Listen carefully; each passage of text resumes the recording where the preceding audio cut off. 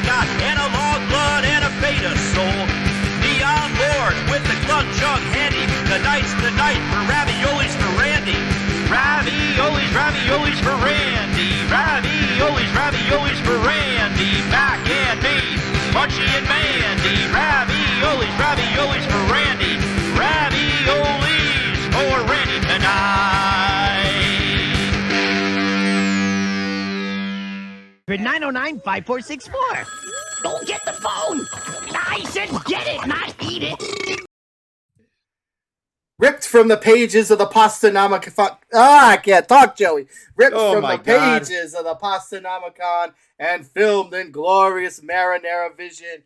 Marinara! It's another Ravioli for Randy. And Joey, we are talking weird fantasy. I figured this is right up your alley. We got a guest. I love weird fantasy. Right up my alley. And I tell you what, we jumped the gun because I've already found a real friend in my man, Raphael Cornford. They won't stop talking. I can't even get the stream going. They're already chit-chatting about everything. Weird fantasy, strange fantasy, obscure fantasy. Yeah, so this is open for interpretation because I'm not a reader, as we all know from my ongoing flights on the shows.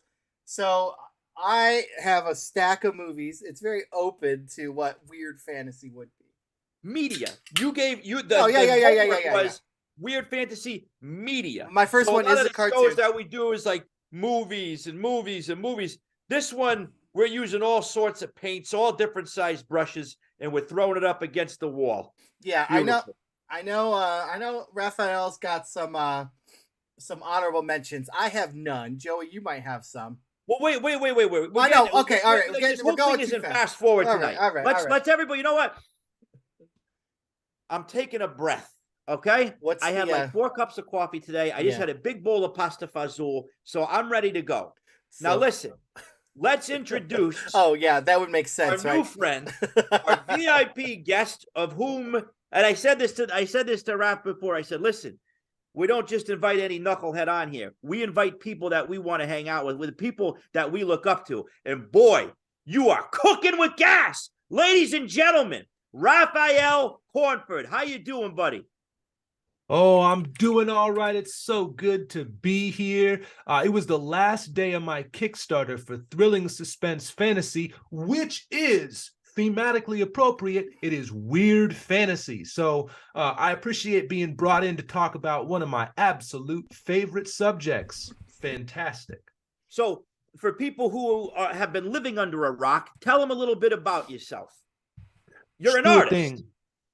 Absolutely. I'm an artist. Been drawing since before I could read. I actually struggled to read. They had to take the pencil out of my hand and put the book in front of me to make me learn to read. But when I did, I came out of the gates hot. I haven't stopped. I'm here in my library, which is one of the places I love to read. I have a YouTube channel called Thrilling Suspense Fantasy where I read weird fantasy to you. Maybe you're working on some dishes. Maybe you're painting some miniatures. Maybe you just like to hear stuff while you're asleep because you think maybe it heads into your head. Osmosis. Anyways, osmosis. I love weird fantasy. I was trained as a printmaker, so I have my master's degree in printmaking, but I love comics and weird fiction. Those are that's where my heart is. That's wonderful. We're just getting to know each other. So I got to let you know, I'm a huge EC Comics guy. I got full runs of Tales from the Crypt, Vault of Horror, all that stuff. Tales from Suspense, crime suspense. That's weird fantasy. That's my bread and butter right there, man.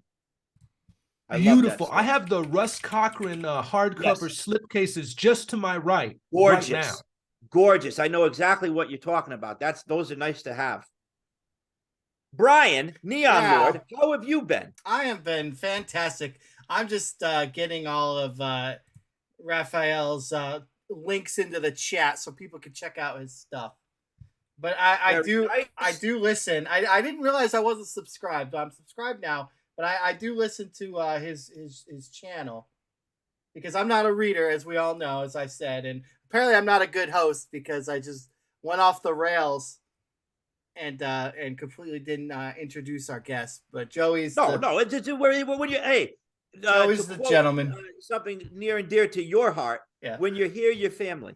yeah.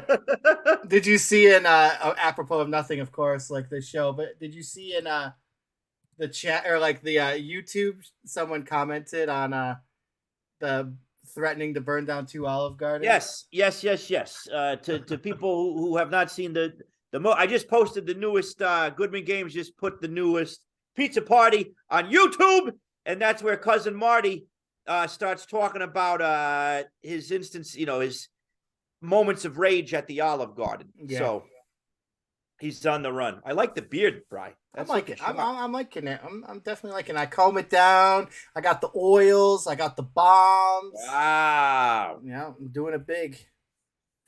Bet it. I've never figured out beard oil. Maybe you can give me some tips on beard oil. Okay, I put it in my hands and then I put it on my face. It's like, I've done I wish I had. I'm new to the beard. This is like 30 days in the growing, so like I'm still new to the whole scene, if you will. So I can show you what I got, but it's nothing fancy. I think it's the Target, if you will. Yeah, that's what I got too. They got the goods. I did that for the mustache, and then for the hair, it's always olive oil. Really? What about mayonnaise, like Uncle Jesse? The mayonnaise stinks. That's like one of the worst smelling things in the world. I'm very anti mayonnaise. Really, in general. In general, it's just always made me sick. Interesting. Yeah, like just the thought. So, oh, big surprise! He's got the monster. He's kicking out tonight. I got the monster. Right. I got the Universal Studios cup, which smells like cancer, so I'm not drinking out of it. It's just here for show. But yeah, weird fantasy. Okay, weird fantasy. My first. So, hey, real quick, Raphael, before we get too into the weeds, tell everybody about the Kickstarter that you just finished up, and congratulations on crossing the finish line, fully funded, and a lot more than. Yeah, I put the. Thank you. I put the link to pre-order 3 and buy 2 and 1 in the chat. 1, yep. And then there's a bunch of other stuff. Oh, well, no, those are out of stock. Anyway, go ahead. Sorry. Oh yeah, excellent. So the way I would describe this magazine is 2 references. It's like if Weird Tales magazine, host to Robert E. Howard, H.P. Lovecraft, and my favorite that we'll come back to, Clark Ashton Smith, like if Weird Tales magazine got into a knife fight with Heavy Metal magazine on the moon. That's kind of my tagline. So it combines pulps in the classic tradition, written by me, illustrated by me, along with an all-star cast of other artists. Some of them I ink, all of them I color, with comics like fully done by me, start to finish. And what you'll notice looking at Weird Tales is looking at Thrilling Suspense Fantasy is that it's truly built up in the 4-color process that makes it look like a golden age, a silver age, bronze age comic. So for the print uninitiated, what you're usually seeing when you see those dots and those lines, that's layers of ink. That's cyan, magenta, yellow, and then of course the hand-drawn black line printed in 4 layers. So what I do, I work out everything by hand. I got one of those big drawing boards in black ink. I scan it, and then in Photoshop, I have those 3 layers all kind of put together in a multiply mode to create the color blends that give it that super authentic 4-color look. And there I'm drawing on what I learned as a printmaker to be able to give you that aesthetic that I respond so much to. So Thrilling Suspense Fantasy is not my first rodeo in comics by any means, but it's kind of like where I've developed what I've been doing into a really mature form where I kind of wanted to go a bit bigger with it. So ongoing stories, pulps in the classic tradition, shared world. I think it's excellent, but I made it, so take that with a grain of salt. No, and that's all that matters. I mean, if everybody else likes it, that's fine. But if you made something that you love, and clearly you're a passionate man about this, you're a tradesman, and you've really honed your craft. So this was for number 3. The Kickstarter was for number 3, right? Now, Bry said that volume 1 is out of stock. Are you going to do any reprints on those?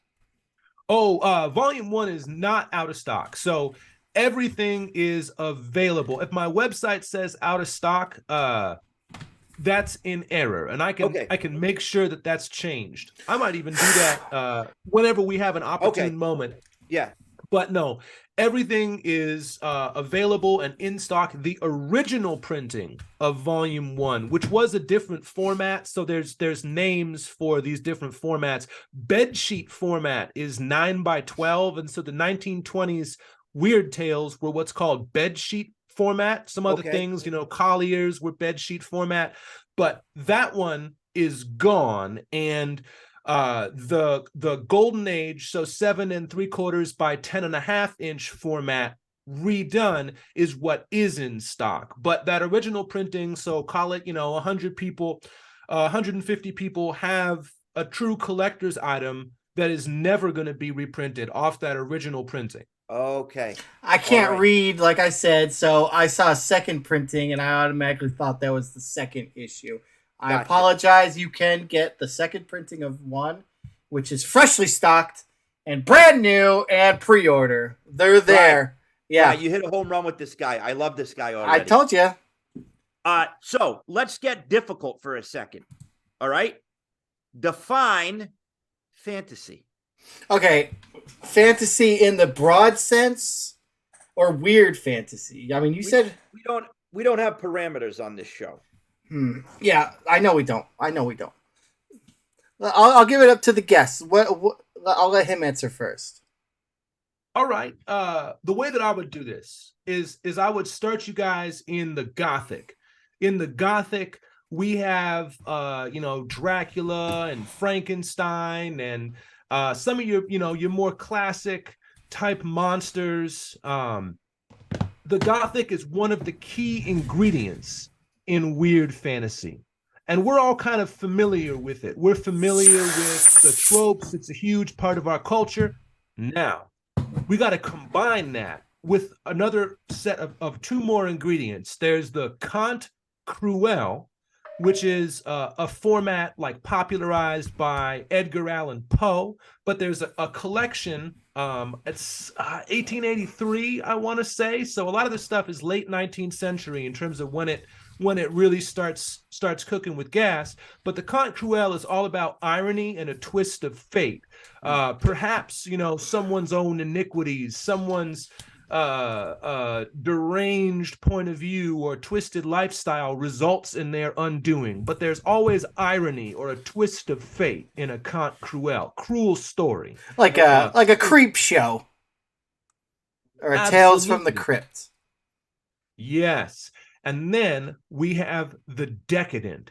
And the decadent is the other key ingredient in our weird fantasy. So the decadent is opulence, over the top.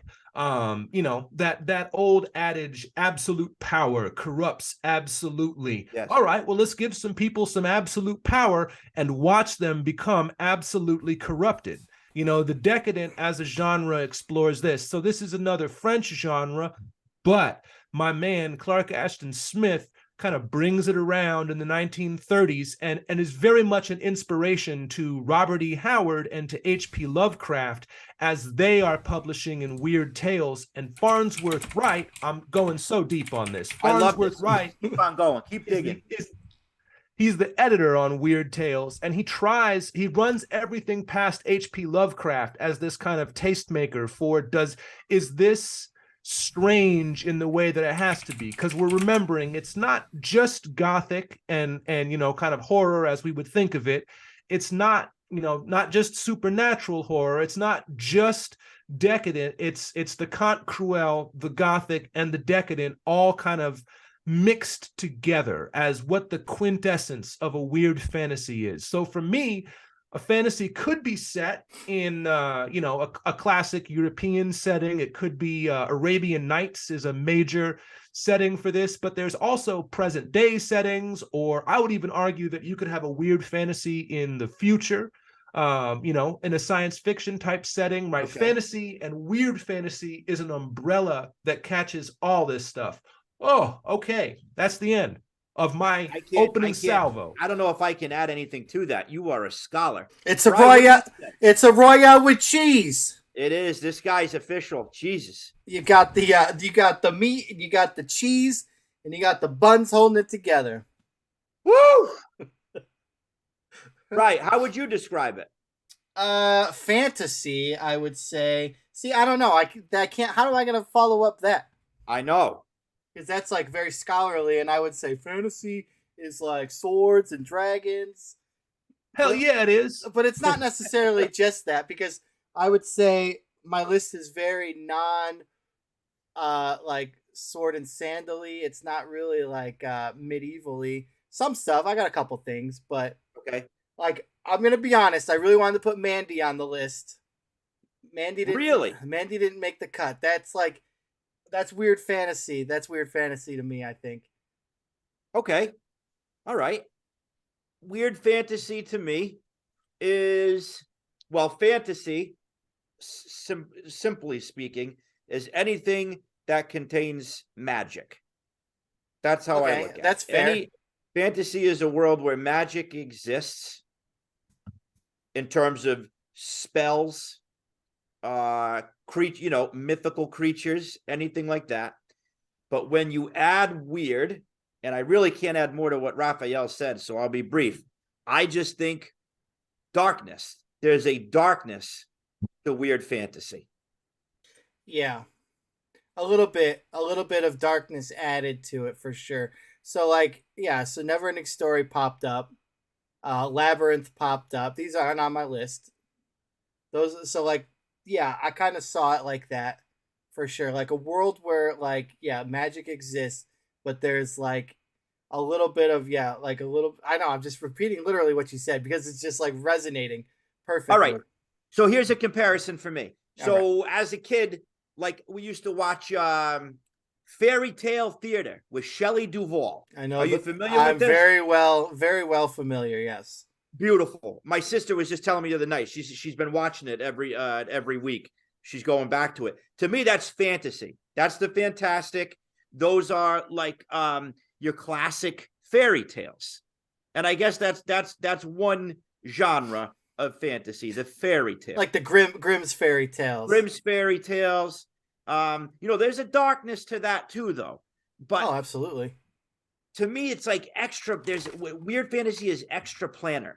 Like there's another plane. There's something else behind the scenes that's going on. Yeah, that man can't wrap their heads around. Well, I mean, like that's like the existentialism of H.P. Lovecraft for sure, right? Like, so perhaps weird fantasy has a sense of existentialism in it.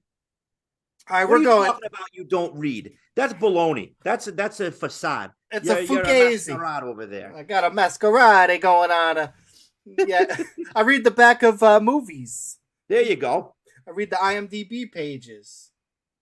But yeah, so let's okay, so Hyper Sigil Games in the chat says, yeah, fantasy is kind of the opposite of hard sci-fi, and the weird part just blurs the lines between all the other genres. Yeah. Very true. That's good. Yeah. I like that. So let's you got any Yeah, go ahead. Something that I think is really a great umbrella to think about is all speculative fiction is kind of like a big what if question, right? Okay. We say what if, and then we have a set of premises, and we kind of game it out for what if this were to happen. And I think that's what brings together even hard science fiction and fantasy. I think that they can coexist. And this is a contentious one. I'm going to get some hate for this maybe, but I think science fiction is a subgenre of fantasy. It's fantasy that has like additional rules that you have to play by. Right, and who's to say the science isn't the magic in sci-fi? I would agree. I think that fantasy is the root of it all, and sci-fi is a branch, is a tentacle, if you will, to be on theme. Ooh. Yeah, A absolutely. tentacle of that. I would Yeah. agree. So what do you got for runners? Like, let's talk about runners up. Am I going first on this one? Absolutely. Go ahead. You're the guest. You do whatever the heck you want. All right. So everything for me is going to be show and tell. I'm showing and telling. So I got Space Hawk by Basil Wolverton. This is a Golden Age book, and it's technically, it's set in the future. There's rocket men and stuff, but it is just wild and weird. So Basil Wolverton is part of the crew that went on to form Mad Magazine. Okay. And many familiar Mad images come from Basil, but the color sensibility, the compositions here, everything is just aesthetically weird and over the top. Here's some faces on the back that you may see Beautiful. Mad Magazine yes. in. But Basil draws everything weird. He organizes everything weird, and his stories don't really obey standard structure. Things just sort of like happen because he's interested in them, because he's interested in drawing them, and they go wherever his imagination goes. So this is a definition of the weird that I guess isn't super tight, but I wanted to talk about a little bit of Golden Age comics, which is, the very beginning of superhero comics, 1937 all the way up through right before Marvel kicks off the Silver Age with 1962. As a comics guy, strongly recommend Space Hawk by Basil Wolverton. All right. I'm writing that one down. I just looked up the book. It's $200. I said, "Oh, that's cool. I'll buy that book." Oh, wait, never mind. Not buying that book.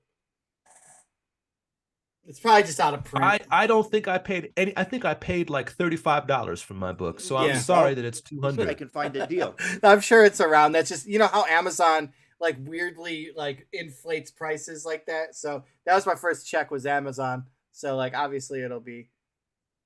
As another honorable mention, which I didn't grab the book, was the Masters of the Universe falls under the weird. Put a pin in it. All right. But I was talking like, all right. No, you know what? Don't put a pin in it, because I'm changing my list as we talk. All right. Masters of the Universe incorporates something other than fantasy. So you have fantasy, but you find out that it's the future, right? Because what's his mom is was an space astronaut from Earth. Yeah. Yeah, so now you're mixing it all up, and you got this strange recipe. You got snake men. You have, I don't get deep into the lore. I was mostly the action figure guy. But you got stuff like the snake pit. I'm sorry, the slime pit. Yeah. There's something going on there. There's this slime that takes over your mind. Yeah, the Hordak slime pit. Yeah. It's science. That's what hyperstickle. It's science fantasy. Yeah. So it is wrapped up there. You got Grizzlor, who's like a hairy beast. And these things they're not necessarily aliens. There's just, like, once again, everybody's from a different plane. Then you got the evil Horde and Hordak. It's all these different magical forces fighting with each other in a non-Edwardian set. I mean, I'm sorry, not Edwardian. What's it? It's not like a Merlin setting. You got your Orko, but everything's a little bit twisted a little bit. Arthurian. Yeah, Arthurian legend. It's outside of the realm of Arthurian fantasy, and you're bringing in space. So I do think it's pop culture weird fantasy for sure. Yeah. It was because I did show and tell as well. My show and tell for that was going to be the 1,000-page compilation they did, collection of all the comic books. Yes. I keep looking at buying that. Is that worth it? Yes. It's over 1,000 pages. It's worth it. You could kill somebody with it. It's huge. It's massive. But that art, when like the original guys were doing like the oil paintings and all that, that's okay. This might be blasphemy, but the cartoon was cool. But you go back and watch it, and it's not as enjoyable as it was when you were a kid. but those comics and the art of the packaging, there's darkness there, and I like that. Yeah, the original like design of everything is awesome. Like if you go back and look at the original concept art and stuff, it's phenomenal. Yes. Absolutely phenomenal. So can I go next? I like it. So I like it a lot. This is a show and tell. I call it a runner-up, but it's not really runner-up. It's the foundation of not only fantasy, but weird fantasy for Joey Royale. And the Crypt of Cool. From the Crypt of Cool. Jeez. This was a castle my grandfather made for me when I was that is awesome. So I don't know if I could show you, but look, so this has recently been respray painted with some new paint because it was getting old, but it's neat. And there's a turret in the middle that used to have a working light in it. So I just show you my goodness thing, and the drawbridge works, and I got to fix it, but there was a chain, and this is an old pencil attached to a spool, and it would pull the drawbridge up. And then one of my favorite parts, I don't even know if you can see it, but my whole favorite part of this whole thing was you can barely see a trap door. And that's where I got so much fun out of that, having the guys fall through the trap door. So this is where it started. And it's weird fantasy because in the 80s, we had the beauty of multiple different action figure lines. None of them made any sense. They were just grabbing at everything. And that, to me, was the golden age of fantasy toys. These came, well, I had a collection of these little knights. And, like, I don't know, what do you call these? But, like, you know, there was, like, Persians and all that. And then they had little swords and morning stars and all sorts of stuff. And these guys would be fighting battle beasts and muscle men and all that stuff. So to me, once again, it wasn't just fantasy. You're bringing all these other extraplanar elements in. And one of the stars of the show were Arco, the brand Arco, the Other World. And these probably came out in 82, 83. So I was like 3 or 4 years old. But this was my first exposure to the world of like strange fantasy. You know, this is weird stuff here. This is not your Arthurian legends. This was born of the late 70s and really blew up in the 80s. And it was such a great time. There was so many knockoff fantasy figures, pre-He-Man, pre-Masters of the Universe.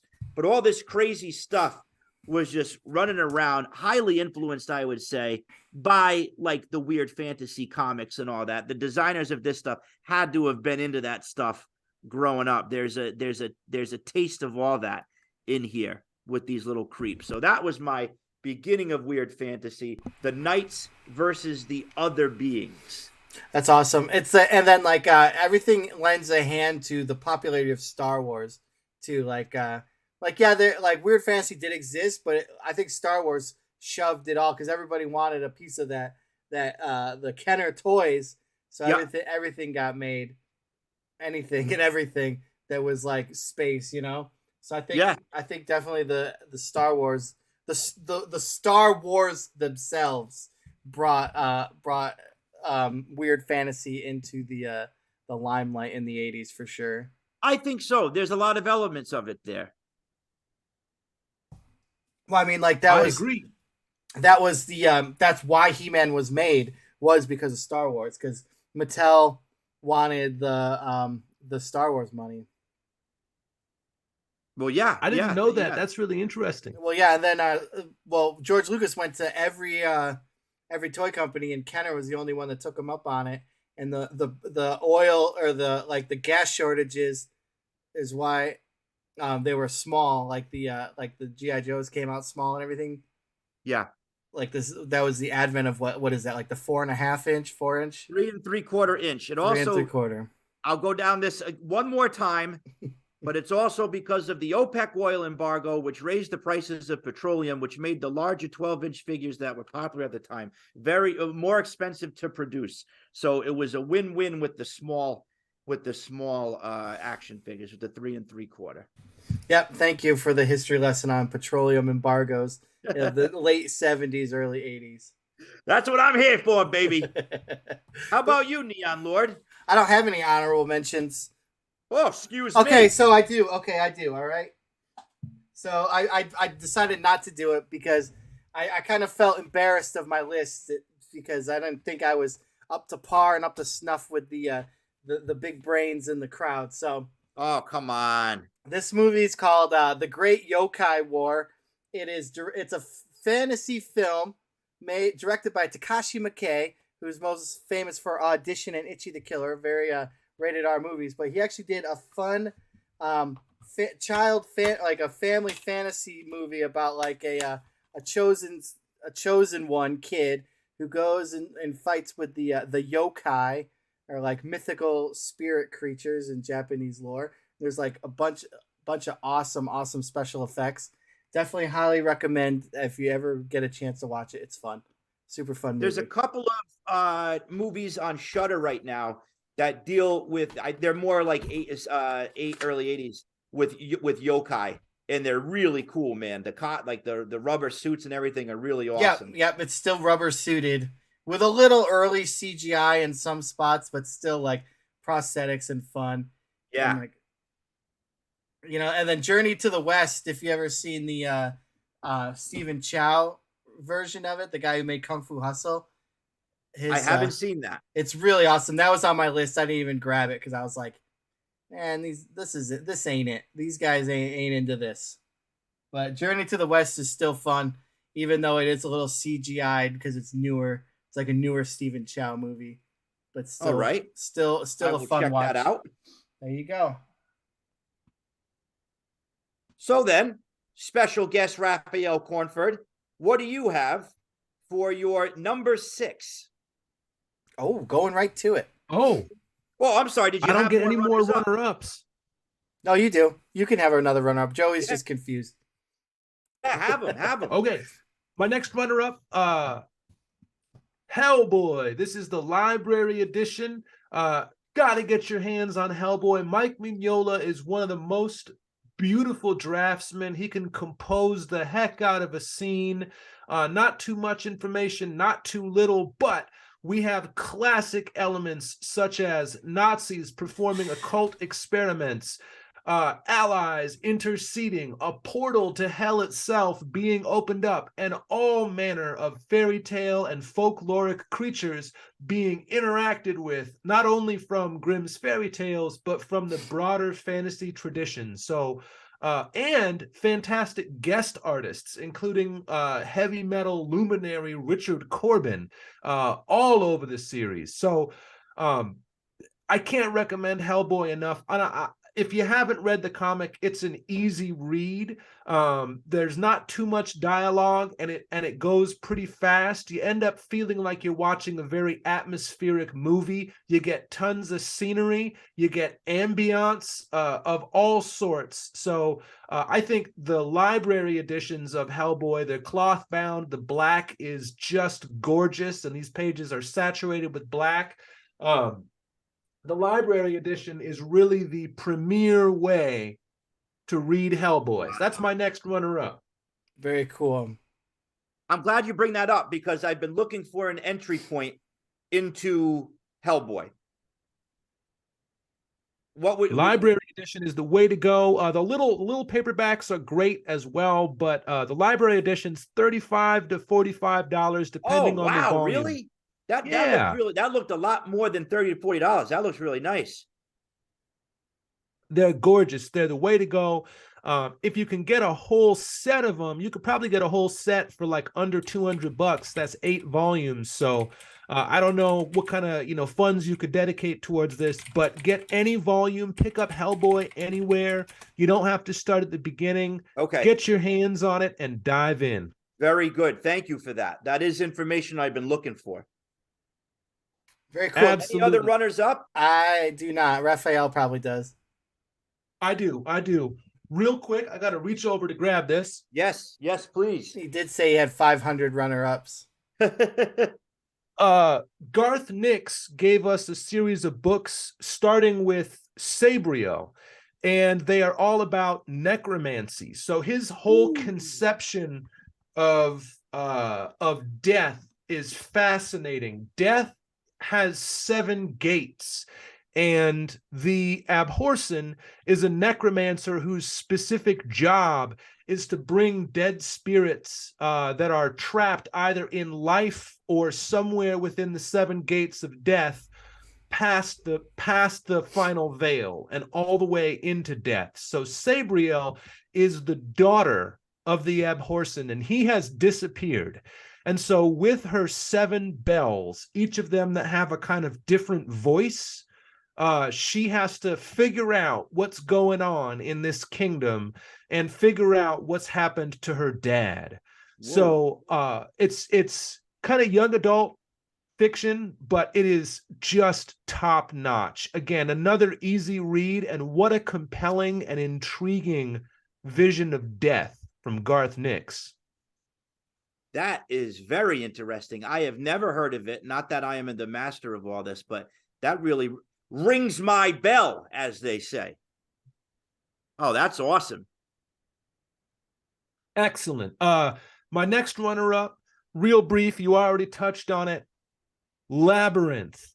It's a totally unique premise. It's got a song where you gotta, slap that baby and throw the baby around. So there's just like outre and bizarre elements, wacky elements, extremely dark elements, intense codpiece presence from David Bowie.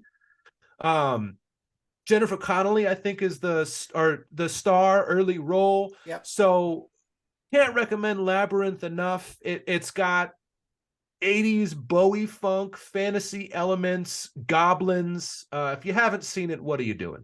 Yeah, realistically, if you're in our age bracket and watching this show in general and you've never seen Labyrinth, do yourself a favor, just watch it. It's worth it. It's phenomenal. It's up there. It's Goonies, Ghostbusters, Labyrinth, the pillars of any good 80s childhood. Well put. Well put. Here's my final one. All right. You're good. Last one. You're fine. I struggled with if this was going to make it in my list or not, but Warhammer Fantasy Roleplay, quintessential low fantasy investigative Call of Cthulhu in a industrializing late 16th century, early 17th century fantasy world. Yeah. In particular, the Enemy Within campaign. So Shadows over Bogenhofen through Death on the Reich are just unbeatable low fantasy. You might be a peasant, you might have a strange disease, nobody trusts you, and the tagline, I know this is a family show, I'm going to try not to you're curse. good. You're good. You're okay. Go ahead. Mud, blood, and feces is the unofficial fan tagline. So there's humor thrown in there in a delightful pop cultural way, like references that our crew, our contingent is going to get. And it's hard out there in the Germanic low fantasy world. Hard is the old world. Yeah, hard in the Reichlands. Absolutely right. All right, those are all my runner-ups. Well, I mean, now, yeah, so the Grim Dark of first edition, he shows Warhammer Fantasy Roleplay. So already props to that. They've re-released all those for the latest edition. For 4th, yeah, C7.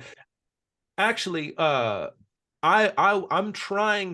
playtesting very, very soon an adventure I would love to get published by C7 for 4th edition. It's in Talk to us about this a little bit. I want to hear about this. Sure. So the industrial city of Nuln is where weapons are manufactured and where machines of war are manufactured. There's a huge dwarf workforce and there's a huge human workforce. And I thought it would be really, really fun to have a campaign where over the course of 7 or 8 days, you are hired by the Teamsters to attempt to unionize all of the workers in some of the major factories. And of course, things go wrong and there are twists and turns, but and I don't want to reveal plot elements because hopefully this does, I'm going to play test it obviously here at the table before I make my pitch to C7.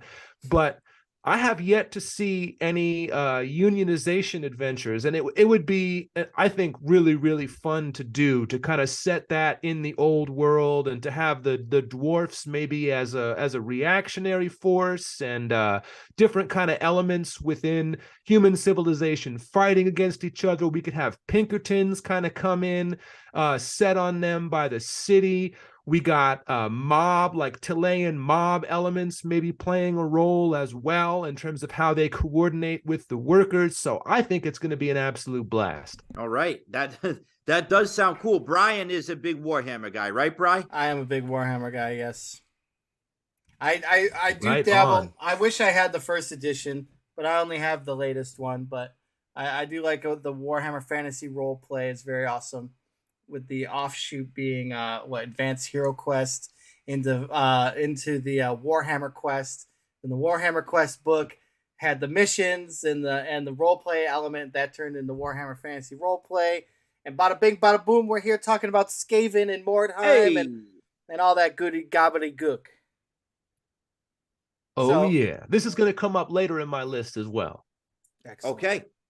Joey, give me your number 6. All right. My number 6. Now I'm moving them all around.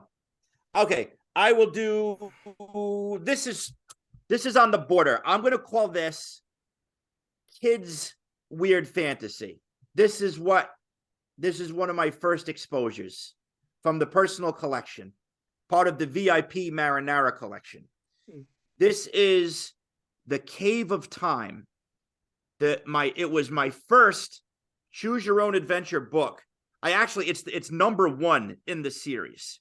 Nice. And this is kind of where, and I know it's not the scholarly definition, but I consider this my introduction to weird fantasy, because as you can see, you got lake monsters, you have Arthurian legends, you have samurai, you have dinosaurs. It runs the gamut. It's kind of like their first shot. They threw everything into a book. It is science fiction. It is fantasy. It is regular adventure. So to me, as a kid, I would have to say this is what first planted the seeds of my love of weird fantasy. And it was one of my first books that I kind of owned as a reader, not materialistically, but like, okay, I can kind of figure out the story that they're trying to tell here. This one is a particularly difficult one to get through without crapping the bed. This is a hard one. So this was my first one. I love and actively collect still choose your own adventures. I think they're such a cool idea. And I wish kids had I know they still put them out, but remember these were kind of like the hot thing at the Scholastic Book Fair when we were kids. Huge. I had hundreds of them. Yeah. These were great seeds for imagination as a kid. Like I said, we're not talking tendrils and darkness here, but just throwing it all together in a big ball, all the different weirdness. This is my number 6. Very good. Very, very cool. Awesome. So, Raphael, what you got for number 6? My number 6 is going to be the Barry Windsor Smith Weapon X mini series. So this is the story of basically how Logan, the berserker that we all know, got imbued with adamantium, and it's got these incredibly striking images of him in the test tube. We get the kind of like the Frankenstein vibe of the scientist that's working on him and conditioning him, and the series goes on. So I've got the original books here, but you can also super easily get it in trade paperback. I won't grab all of them, but so good looking. Barry Windsor Smith is an extraordinary illustrator, and he's an inspiration to me because he also colors everything that he does. And his handling of his images in color, the way that he colors bubbles, the way that he does contrast between, floating green elements and the glowing orange red of screens. It reminds me of cinema, of that like orange and blue or orange and green that we get foreground, background with some of the great 80s and early 90s science fiction, fantasy, horror. He's so cinematic with it. I can't recommend Weapon X enough. I'm going to be broke by the weekend after all these suggestions. It's very iconic. It's like it's how we perceived Wolverine forever, because I mean, like, he was the man without a backstory forever. Yep. Then they gave him the Weapon X, and then unfortunately in the early 2000s they gave him like a full backstory, which he didn't need. But you know, that's neither here nor there. That's a topic for another day. It's a dark path, Weapon X. I'm not well versed in it, but from what I've read, it's like there is pain and suffering galore. There is a darkness to this story. Absolutely. Logan is kind of like tortured and psychologically conditioned as his body is experimented on to become not a man, but a weapon. And flashing back to this is a key element in his berserker rage. And then he's instrumentalized by the government once he is Weapon X. So the whole story is extremely dark and fascinating, but it's also psychological. And it deals with I don't know, we'll get really deep. It deals with like MK Ultra and psychedelic, you know, government experiments that are actually a true part of our history. Barry Windsor Smith kind of interpolates that stuff and gives it to us in a form that, for me as a kid, you know, I loved X-Men like I think our whole generation did. But when I read this stuff, eyes popping right out of my head. I couldn't believe what I was seeing. Awesome. That is very cool, man. Very, very cool. Bri, what's yours? So nothing says fantasy more than people of this planet getting transported to a world unknown to them that is not like their own, and they have to get home. I'm talking about the original Dungeons and Dragons animated show. Wow. Much respect. Much respect. Fantastic stuff. If you've never seen it, it's probably one of the best things that's ever come out of TSR, like like lore wise, as far as I'm concerned. I know there's there's some Dragonlance fans out there, Birthright, Dark Sun, whatever. But when it comes to it, you got my man Warduke, you got the original Dungeon Master, you got Venger, one of the greatest cartoon villains of all time, Tiamat on the cover. It's got everything you need. Unfortunately, they never finished it. There's one episode that finally concluded it that they did like a live radio play of, but oh really? Yep. So it does have a conclusion, just unfortunately not filmed. But you can grab the complete animated series and dive into it. There's a lot of fun stuff. It's definitely 80s, definitely weird, definitely fantasy. One of the best intros to an 80s cartoon ever, too. Best intro. And, I mean, Marvel Comics had their hand in it, Marvel Animation at the time.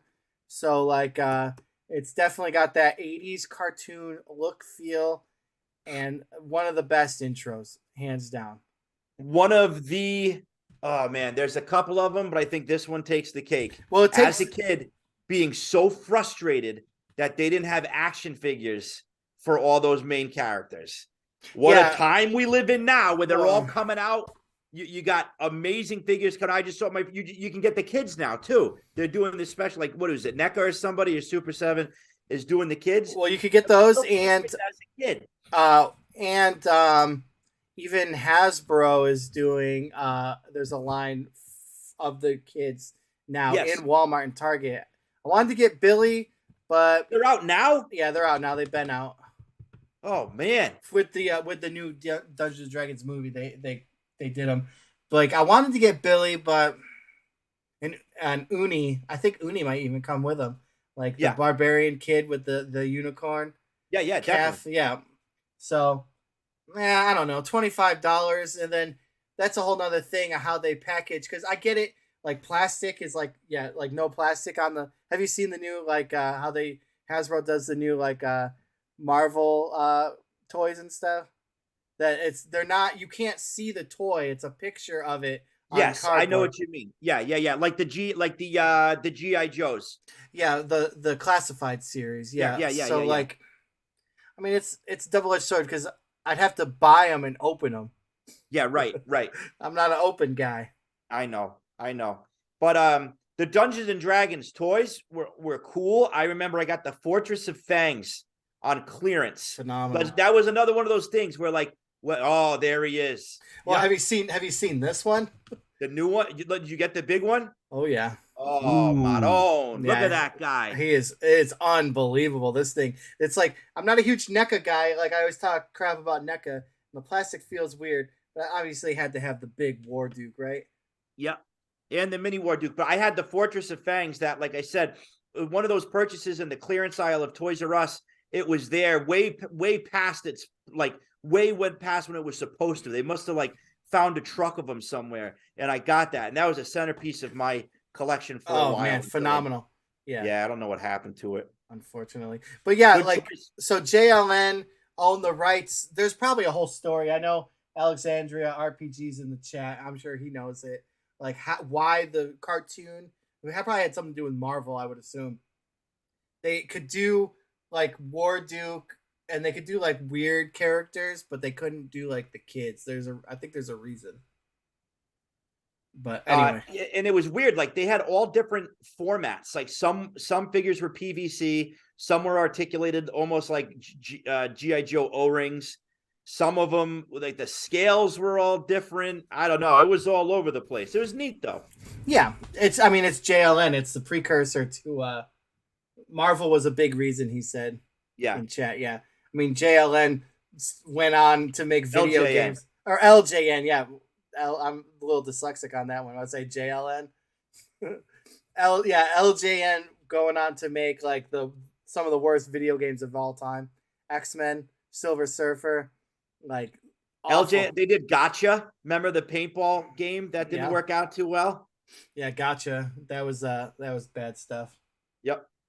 The iWizard was in the chat. He said it's 3:23 a.m. Going to bed. Bye, Joey. Bye, Raph. And bye, Brian. Goodbye. Bye, iWizard. The iWizard is Good night, out. iWizard. So, Punishment 90 in the chat. Zach says, "What's up? What's up, Zach?" What's up, Zach? All of our friends are here tonight. We got This the is wonderful. Neon Maniacs came in droves. Yup. Weird fantasy. Now we're getting somewhere. This is, excuse the pun, the tentacles go everywhere. And I'm glad we're moving just beyond that. I think sometimes you say weird fantasy, and that's the first thing that pops into everybody's head is just the HP. tentacles. And I think, yeah, that's the thing. That's the T-shirt. But there's much more to it than that. I think so. I think, yeah. All right, we won't talk about Lovecraft. I'm not like a huge Lovecraft guy, but what's your number 5, Joey? Let's go around the table for the number 5. The Golgotha Dancers by Manly Wade Wellman. Originally Nice. published 1937 in Weird Tales. This was an early find for me. Like I said, I always talk about this place. There's a Raphael. If you're ever in my neighborhood, I got to take you. There's this place called the Book Barn in Niantic, Connecticut. Beautiful little town, little fishing town. And there's 3 places called the Book Barn. And one of the book barns, right next to this old theater, has a whole back room that's just fantasy paperbacks for $1. For $1. And I have found the most wonderful things there from, oh boy, every weekend I go, I'll pick up a Ray Bradbury paperback in some form or another, or Robert E. Howard or Fritz Leiber, all these wonderful things that I read. I actually read them, and then I put them up for people to buy. But one of my first big finds where I actually yelled in the store was I found some. It was I don't know if it was a Weird Tales anthology, but it was around that. It was that genre. It was a huge, big, thick book of all that. And I took it to the beach, and I said, I'm just going to open to one story. And I read that. And that was my first exposure to Manly Wade Wellman, who I love dearly, John the Balladeer and Silver John. But the Golgotha Dancers, it's only about 20 pages, and you can read it free, Gutenberg, all that online.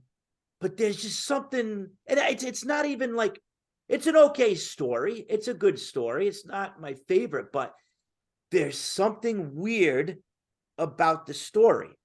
I don't know if it was the sun beating down on me the first time, but I read it and I was kind of experiencing the experience of the narrator. There was like a fever-like quality to the experience. Is Go it ahead. is it about the painting? Yes. And they come out of the painting? That's such a good Manly Wade Wellman story.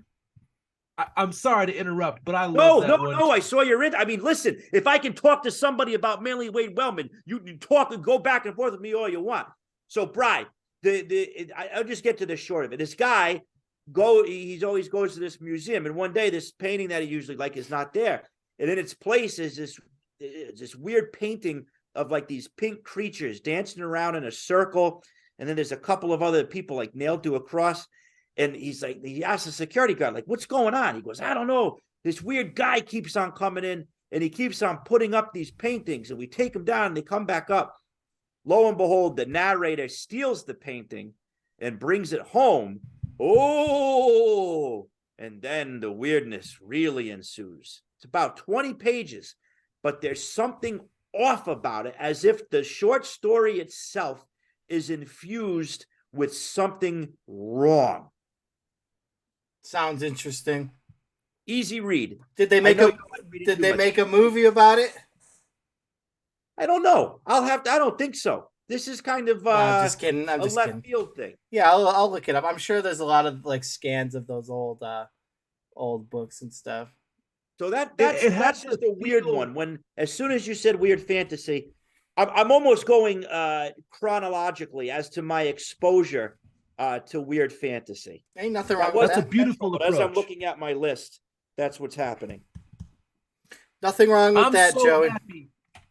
I'm so happy that you have Manly Wade Wellman in there. Are you familiar with the collection Worst Things Waiting? I am familiar with it. I don't have it. It's so good. And here's a little bit of like just fun trivia.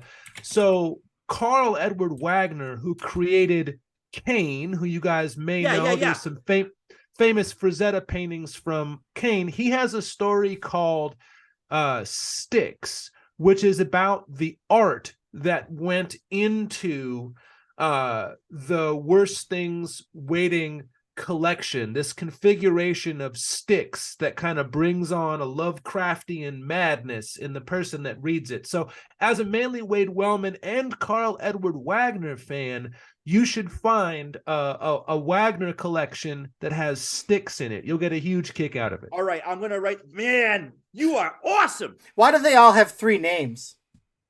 I don't know. That's a beautiful man. question. That must have been a thing back then. It had to have been. Clark Ashton Smith.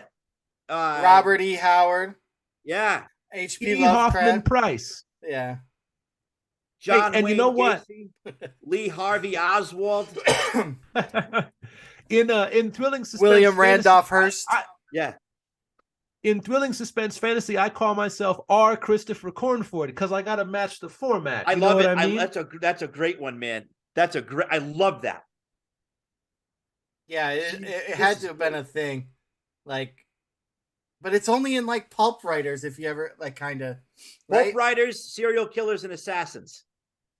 John Wilkes Booth. Boom, there's another one. There's another one. Henry Lee Lucas. Henry Lee Lucas. If you're a fan of him as a serial killer. If you're a fan. Henry Portrait of a Serial Killer, the movie was based on him. He was interesting. A lot of his stuff he says is very fake because he realized, I know this is going nowhere, but that he realized that if he came up with like a tall tale of like a serial killer murder and stuff, they would pull him out of his cell and give him stuff to eat. So then he just realized that he would get good eating.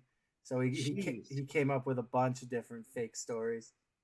I got to respond to Hyper Single Games. The House on the Borderlands guy.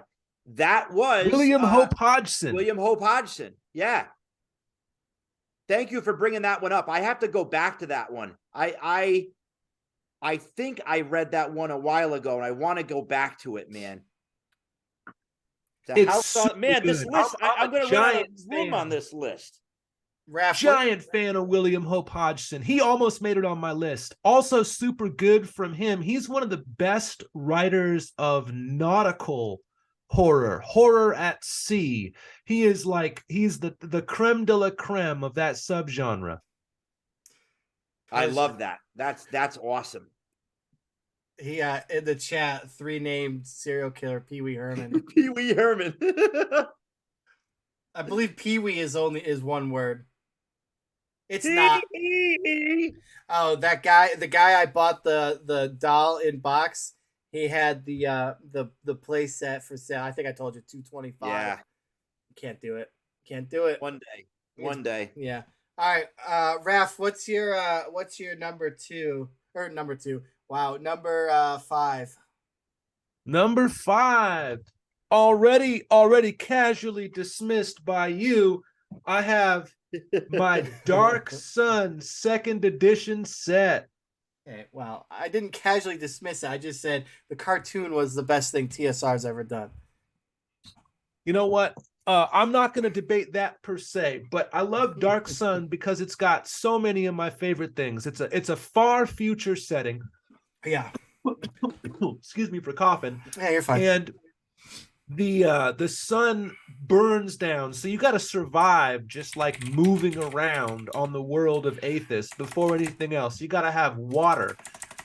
You got to deal with an incredibly hostile environment, bizarre insects, raiders, elves who will just like rob your stuff and go, despotic tyrants who rule over their cities with an iron fist. It's got so many just over the top elements. Then within the cities, we have decadence and opulence galore. You know, the nobles and the Templars live this absolutely privileged life with just the best the world can offer. And here you are scraping by, trying not to die of thirst as you see all this slavery and injustice and bizarreness. So to me, Dark Sun is just a fabulously compelling setting, and Gerald Brom does the vast majority of the painting concept art for it, which it's got all the good stuff that Frazetta has, beautiful paintings. And then Baxa, I'm forgetting Baxa's first name, but Baxa does like comic art, late 80s, comic art style line art all throughout the books. And the combination is kind of what I end up pitching in thrilling suspense fantasy. It's got that same overlay, and it touches on stuff that we see in Zothique, which is Clark Ashton Smith's far future setting. It touches on stuff that we see in Frank Herbert's Dune, and it touches on stuff that we see in Jack Vance's Dying Earth. And it takes all of our fantasy tropes, elves, dwarves, which kind of become Mull, and dragons, and it gives it all a terrifying twist. Oh, here's why the world is so messed up. To do magic, you have to get the juice from somewhere. And so sucking the life out of people and sucking the life out of the land is how magic even occurs in the world of Dark Sun. So I love it. We're wrapping up a big Dark Sun campaign that I used some of the original material from my tabletop right now, but I also brought in elements from Dune and from Nausicaa. So you're running that game? You're the judge? I am. How long has that game been going on for? About a year and a half now. That's awesome. Yeah, I've never tapped into the Dying Sun, but now that's something I have to look into. You're great at selling this stuff, man. Yeah, it's revered as probably one of the best D&D settings for sure. Everybody always talks about Dark Sun. And it's one that hasn't come back. It won't come back. It's very problematic. It's all the slavery, I think. Yeah, it is. I see. Have you read Raph, have you read A Canticle for Leibowitz? I have not read A Canticle for Leibowitz. It rings a bell. Can you tell me a little bit about it? I'm writing it down. I can't, because I bought it. I got halfway through it, and then I got it once again at the beach. It came up and it got ruined. But from what I remember, it takes place in the far future I have to, I'm sorry, I have to go back and read it. It's a post-apocalyptic kind of thing. It's about a monk who is trying to rewrite all the masterpieces. Let's see, I'll just read from the thing. It's set in a Catholic monastery in the desert of southwestern United States after a devastating nuclear war. It spans thousands of years as civilization rebuilds itself. The monks of the Albertian order of Leibowitz preserve the surviving remnants of man's scientific knowledge until the world is ready for it again. That sounds fascinating. It is a very strange, from what the part that I got up to before my version was destroyed. I actually picked up a new copy last month, so I want to get back into it again this summer. But a very strange, very big piece of fiction. Awesome. I wrote it down. It's on my notebook over here. All right. Very good. Bry. My number 5 is a couple. So it was a Russian book series that they ended up making a film of 2 of them. Fortunately, they never finished it. The first movie being Night Watch, the second being Day Watch. The third was supposed to be Dusk Watch, but it never came out. So essentially, it is the Night Watch is the good guys who watch. So let me read the back to you, Joe. Please do. The forces of light and darkness have coexisted in delicate balance for hundreds of years until now, even as the Night Watch polices the dark others, among them vampires, witches, and shapeshifters. A chain of mysterious events triggers a dreaded age-old prophecy. An immortal with special powers will come to switch sides, shattering the balance and unleashing an apocalyptic war unlike any the world has ever known. So it takes place in modern-day Moscow, and the special effects are awesome in them. Just great stuff. There's like vampires, witches, and then there's like a shape-shifting guy on the good side who turns into a giant bear, and of course, Rex House, as they say. It is very good, very awesome series, and they go into this thing called the Gloom, which is kind of like a different dimension, but it's like everything's like dusty, like a nuclear bomb went off. There's like particles and stuff. It's kind of like what you would say Stranger Things stole from. Okay. The Upside Down, but Night Watch did it first. Which one's the first one? Night Watch or Day Watch? Night Watch is first. Okay. Just watch the trailer to it, and it's gonna blow your mind, and you're gonna be Okay. like, I got to get my hands on this. You haven't sold me a bad movie yet. 90s trivia question for you. Is there any relationship at all between J. Michael Straczynski's Babylon 5 Night Watch and this film series, or is the name coincidental here? I would say the name is coincidental, because there's also the movie starring a young Ewan McGregor, Night Watch, where he is he's like a security guard. It does the graveyard shift. So, and it has nothing to do with that movie either. And when was Night Watch made? The movie? The movie was made in 2006. You got some fans in the chat of 2004, I guess, is what now Yes, a fantasy thriller set in present-day Moscow where the respective forces that control daytime and nighttime do battle. Fantasy, yeah. Scott Thulu, my buddy, and Hyper Sigil, they're both fans. Very, very underrated, and obviously it didn't do good in the theaters because they never made it to the Dusk Watch. But like Merlin has like a big part, not in the movies because the third one's kind of weird. I know, I read I didn't read the book, of course. I read the synopsis. Yeah, the Chalk of Destiny. All right, I won't. We'll just leave it. Watch it if you've never seen them. Watch them. They're awesome. The third book is kind of like a compilation of stories that go through past, present, future and stuff, and Merlin has a part in it and stuff. But yeah, definitely check it out. I will That do sounds that. fascinating. What a cool recommendation. Oh, thank you, Raph. I appreciate that. Hey, one other thing that I've really liked is how into toys you guys are. Yeah. Oh yeah. I didn't bust any out, but almost on my list was Mighty Max. I'm a huge Mighty Max Oh, collector. welcome to the club, buddy. Yeah, Mighty Welcome to the Max. club. Me and Bri are big Mighty Max fans. Yeah, like the Wolf Starship. Nice. Yeah, Mighty Max is from the shrunken heads all the way up to the regular size ones. We love them all. yeah, pal. anything like anything when it comes to small toys.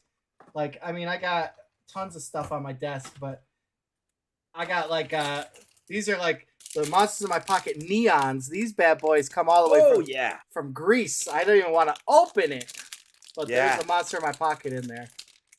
He Made feels out of feta. Gorgeous.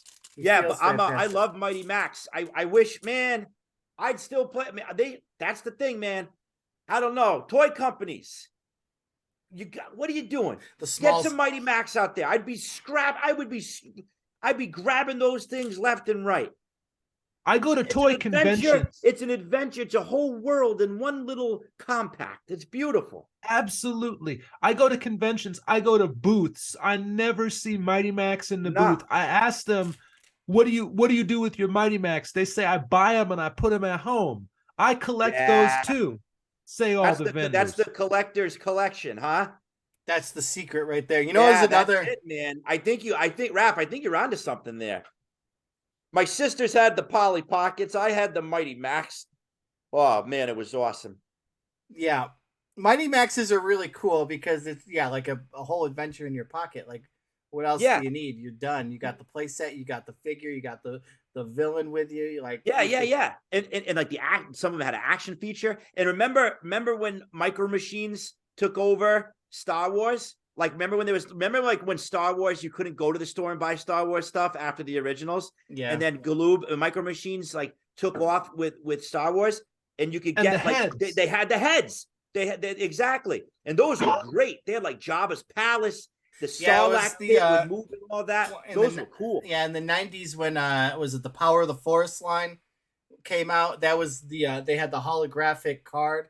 It was like the blue black.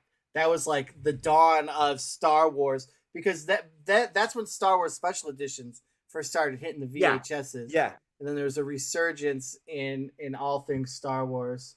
But they had the heads like Mighty Had Max. the They were heads. very, very well done. That even goes back to those Sega the pocket Pocket powers that we're trying to get. Yep. I want that skeleton. Another collector's question for you guys. Do you even have like the third wave tricky to find ones like Freako, Talon, Beetlebrow? Do you guys have those as well? I'm not a Mighty Max guy. I don't have many in my collection. I think I have the like the purple ape, and I think I have the like and then a small zombie head. I was unfamiliar with those, Raphael, until probably like last year, the last wave. I never saw them in stores, and doesn't some of them even have hair? Isn't there like some of them that the tiny ones? I think the shrunken heads have the yeah. like troll style hair. Yeah, we're big troll fans over here too. Yeah. Nice. Yeah, I pull my battle trolls down, but I'm afraid that they're gonna fall out of the plastic. That's awesome. They're so old. But Yes, yeah, I said they I'm were nearly packaged complete. in- I got every Doom Zone. Do you really? I do. All right. I gotta look this up. I want to see. yeah, I never come across like in my findings for stuff. I never see Mighty Max. Not a thing that ever pops up. So Raphael, the Doom Zones are like that's like the core. To me, that's the core. That's the Cyclops I was talking about. Absolutely. That's like Absolutely. the Harryhausen Cyclops. Yeah. Yeah. And And those are awesome. Those are the core ones. The shark was cool. I never had the shark. I like the wolf spaceship one. Yeah. Wolf Ship 7. Yeah, There you go. What a name. He's one of us, Neon. I know. Lord. I know. Like I was gonna make a Neon Lords Wolf Ship 7 adventure. That's cool. Yeah, that'd be awesome. What number are we on? 4, right? 4, and it's up, and it's at the top. It's to the Joey on the top, the matzo ball on the top of Old Smoky. All right. I'm like switching these around. My number 4 is I'm gonna have to go with the Dunwich Horror. I know it's on the nose. I know it's Lovecraft, but I'm speaking, as I said, kind of chronologically in my experience with weird fantasy. Dunwich Horror goes back to a thing of mine that is just an innate love that I have. It's when the strange enters the mundane. And it was I believe it was my first exposure to Lovecraft. It's not a distant fantasy setting. It's New England, where I live. I'm in Connecticut, Raphael. So, I go to Providence. So I got a whole bunch of friends in Providence. We go up there all the time. It's about 40 minutes away from me. But it's just bucolic, New England farm. And then something happens. And things get very, very strange. And we all know the Dunwich Horror. And to me, like I said, it was my first exposure. I like the time period in which it occurs, and I like what happens. I like the village turned upside down, the mutant. It checks a lot of boxes for me. Wonderful. And Raphael? that was your first Lovecraft? That was my first exposure to Lovecraft. Amazing. I love it. It's a great story. I mean, who could dismiss Lovecraft? He's amazing. My first Lovecraft, my dad read this to me, Dream Quest of Unknown Kadath. I'm a huge cat guy. I have 3 cats, and the cats were my introduction to Lovecraft. But I think the Dunwich Horror rapidly followed that. Yeah, that's awesome. Yeah, that's, man, all the Dream World stuff is on my list for this summer again. I have my stack of Ballantine paperbacks that I've been picking up here and there. No, is it Del Rey? The Del Rey covers are beautiful. They're like gray with a little bit of red. Have you seen those? I'm a huge fan of both lines, so I actually have some Ballantine adult fantasy coming up later on in my list too. All right. The Del Rey covers, I love them. I love them. So that's mine. I love, like I said, the kind of Gothic New England setting. It's a great mystery, and for me, it's planted a lot of seeds when I'm thinking about adventures that I want to design. So I have kind of an Appendix N question for you. Did you find Lovecraft before you checked out Appendix N, or did Appendix N put you in that direction? Nope. I started out with Lovecraft. So Bride knows this. I didn't start gaming. I started gaming later on. I started gaming probably about 10 years ago, and I started to get into Lovecraft probably, 43? Probably like 15 years ago. I picked up my first Lovecraft book. And so I was into Lovecraft before I got into gaming. I didn't even know about Call of Cthulhu or anything like that. That was a later on find for me. Interesting. Me too. I started with all the classic pulp stuff. Yeah. And it actually got me into gaming. I was like, oh my goodness, there's all these people that know and care about these stories that I thought it was something that was just like around my house when I was growing up. I didn't understand the broader community. So I think that might be why we're on the same wavelength for so much of this stuff. We found the pulps first. We did. I found, me and my one of my best friends when I was a kid, Chris, we would come across I don't know how we started to collect them, but the Savage Swords of Conan's, like the bigger ones with the beautiful covers. That was like the first thing. That's how I found out about, Solomon Kane, who I love, and Conan, of course, but and I could go on and on about Conan, but it was neat because, to your point, there's people that keep this stuff living. You know, like when I first started finding role playing, it was like, oh, it's like my love of action figures. We're playing action figures again, but it's just now we're using dice and the figures aren't on the table. And then I'm like, oh, this fits completely. Now you can play Conan. Yeah. Beautiful. You're up, Raphael. I'm up. Okay. I foray. Oh yeah, go ahead. I was just gonna break the time if you were grabbing something. Go ahead. Oh, I got it here. Perfect. Glenn Cook's The Black Company. So, military weird fantasy, Yes. the most read fantasy among non-veterans, and I think among veterans in general. But the premise of The Black Company is that there is a mercenary company that has existed for hundreds of years, and you are reading their ongoing annals as updated by Croker, who is the physician on crew with this group of mercenaries. And to give you the very premise of the first of these stories, there are a great number of them, but they are serving a dictatorship that is kind of unpopular, and things go really, really far south for this dictatorship. And a Forvalaka, an evil kind of jaguar beast, runs all around the interior of the palace and kills the entirety of the royalty. And it's time for the Black Company to get the hell out of Dodge. Now, a black ship with a mysterious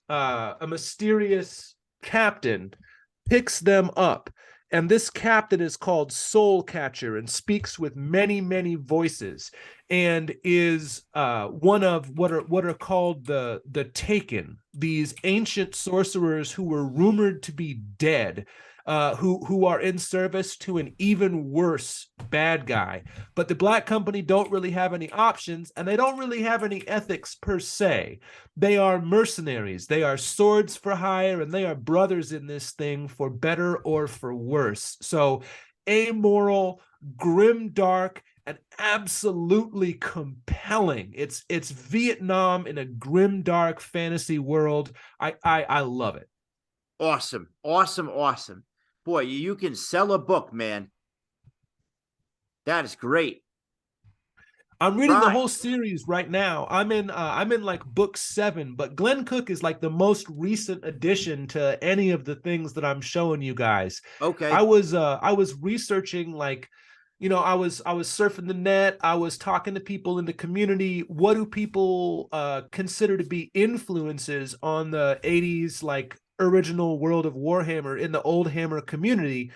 And the Black Company kept coming up as like dark fantasy that influenced old Hammer kind of at the beginning.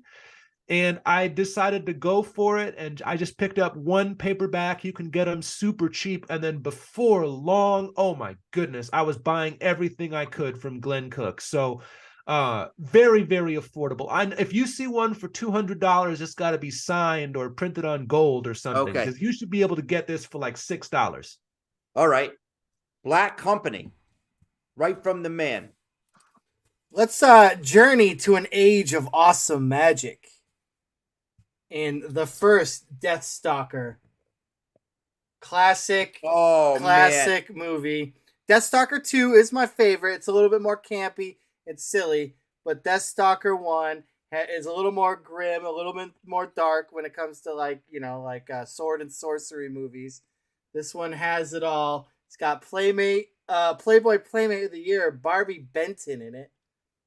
So have you ever seen this one, Joey? Yes, I have. Okay, I was going to say I had wanted to see it for years, because we might even, I don't know if it came up like that first time we talked, Bri, when we were starting to get to know each other about you know, our favorite VHS covers. Cover arts. Yeah, I think Deathstalker was on that episode for sure. Because I mean, like, it's fantastic. That one, boy, you put that in front of a kid, forget it, you're done. Yeah, absolutely. Like, there's a 4-pack DVD out that is Deathstalker 1, 2, 3, and The Sword and the Sorceress all together. Okay.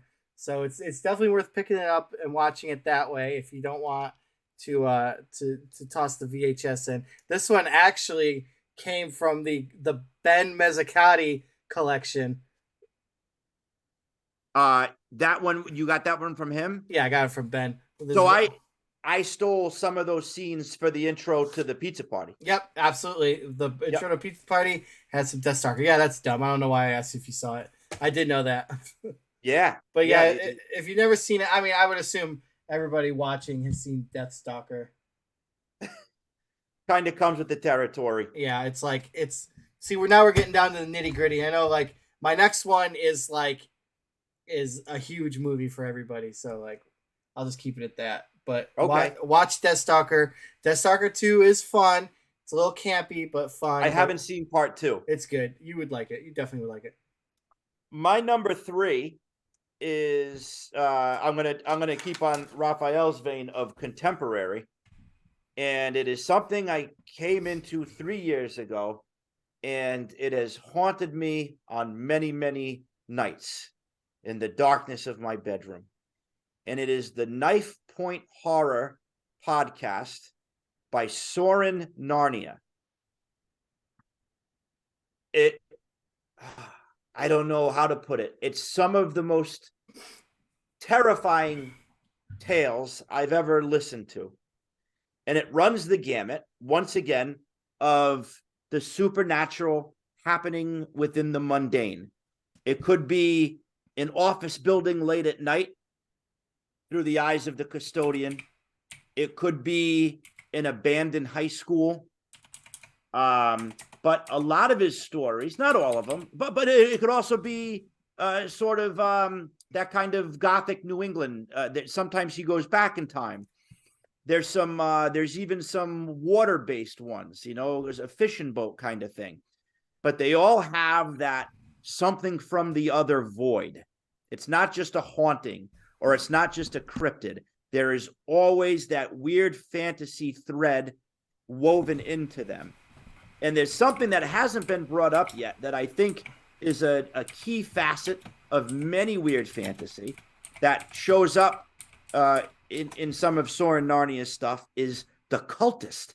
Nobody's brought up the idea of the cultist yet.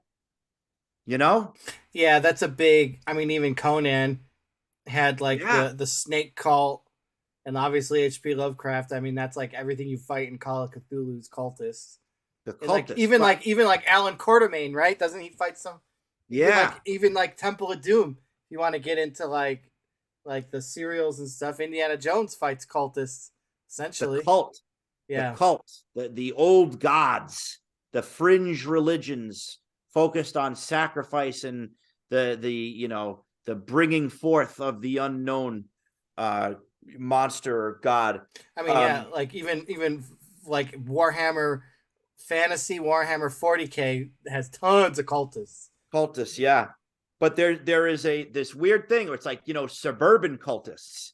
And I'm not talking like, they're all huddled in a basement somewhere. There's just that weird vibration. And I think that's another word that comes to mind with weird fantasy.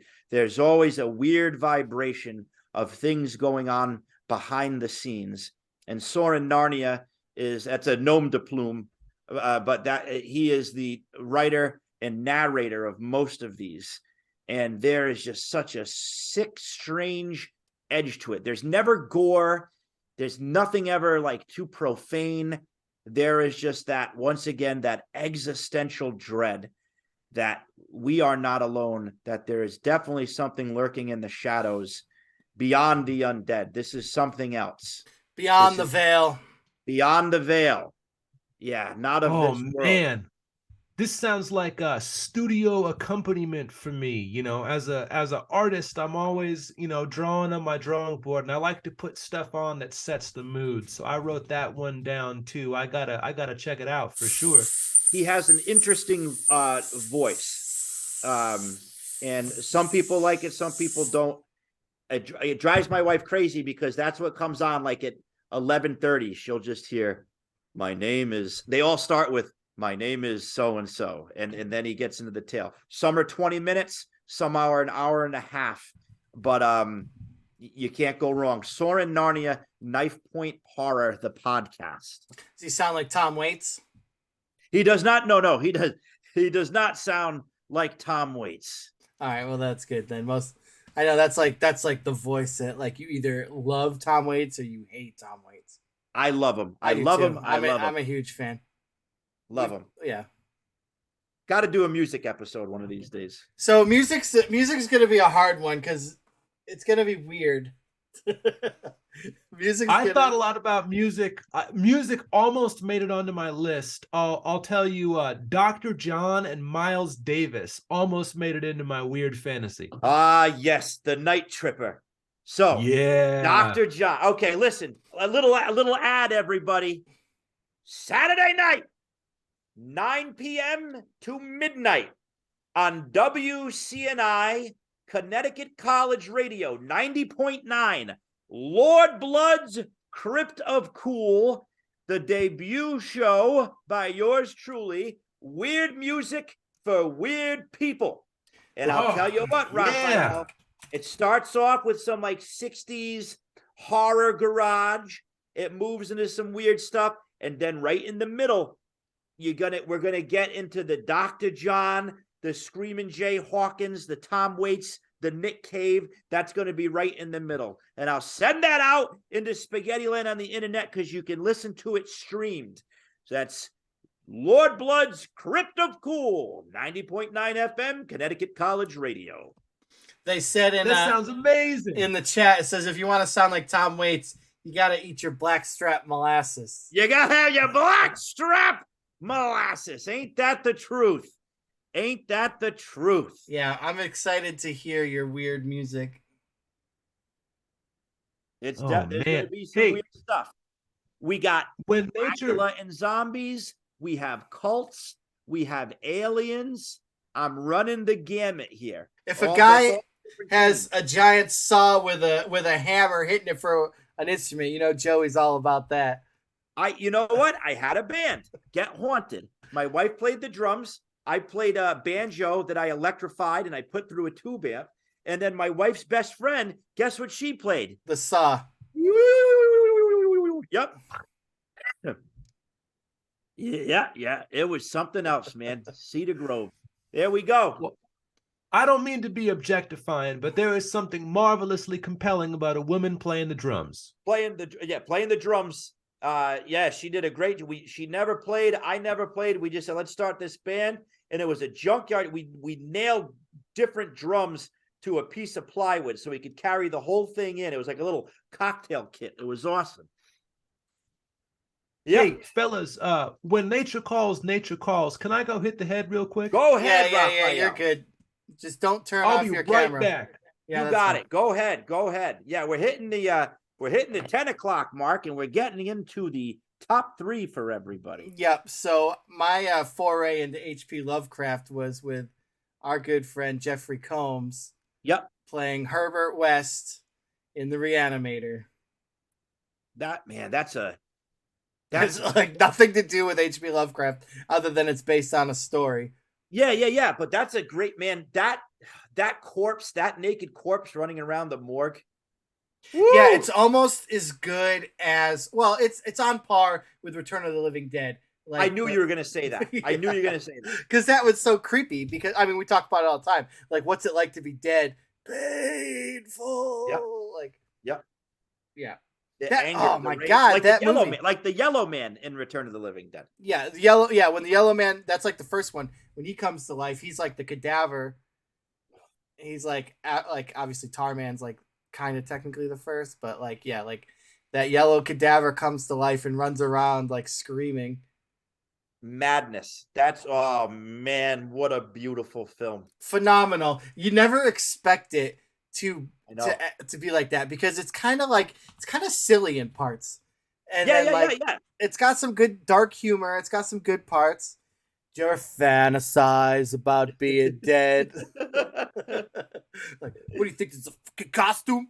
It's a way of life. Linnea Quigley. Yeah, Linnea Quigley, all naked, acid rain. Yep. Yeah, even part 2 is good. I like Return of the Living Dead part 2.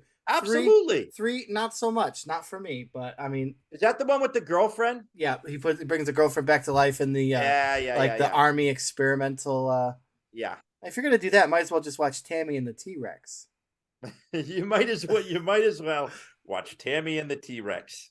One of my favorite movies. My sister came and she was like, like I was looking for bad movies and I found this one called Tammy and the T-Rex. I'm like, all right, first of all, Tammy and the T-Rex is not bad. Yeah, you watch your mouth. And I pulled out my Blu-ray, like my Vinegar Syndrome high-end Blu-ray version. I'm like, this is not bad. Psycho Head Cheese, our friend Martine, I saw Jeffrey Combs in a play in Montreal once. He was playing Edgar Poe, reading his correspondence, his poetry, and his short stories. He was amazing. How about that, Brian? That would have been cool. Yeah, that's like one of them once-in-a-lifetime things. That's like, I saw Henry Rollins doing his live spoken word. Like, I kicked my thing was I kicked myself for 2 times I kicked myself. No punishment. Have we hit Turbo Kid or Mandy yet? Yes, Mandy, we did talk about Mandy. Did not. I did talk not yet, but Returning Living Kid. I did talk about Mandy. Yeah. What were we gonna say? You were talking about Ed and Lorraine Warren's story? No. Stuff I kicked myself. I could have seen Little Richard at the Apollo. Oh, and that was nice. I could have gone see Goblin, and I missed both of those opportunities. Oh man. Yeah. So, but we move on. You're number 3. Brian. My number No, 3. Raphael. Yeah. Okay, yeah. So this is I'm cheating the system a little bit, but it's hard for me to not mention both of these wonderful games. I'll hold up Mordheim. In the box, like pristine box. Considered one of the greatest skirmish games of all time. And it's because of the campaign system.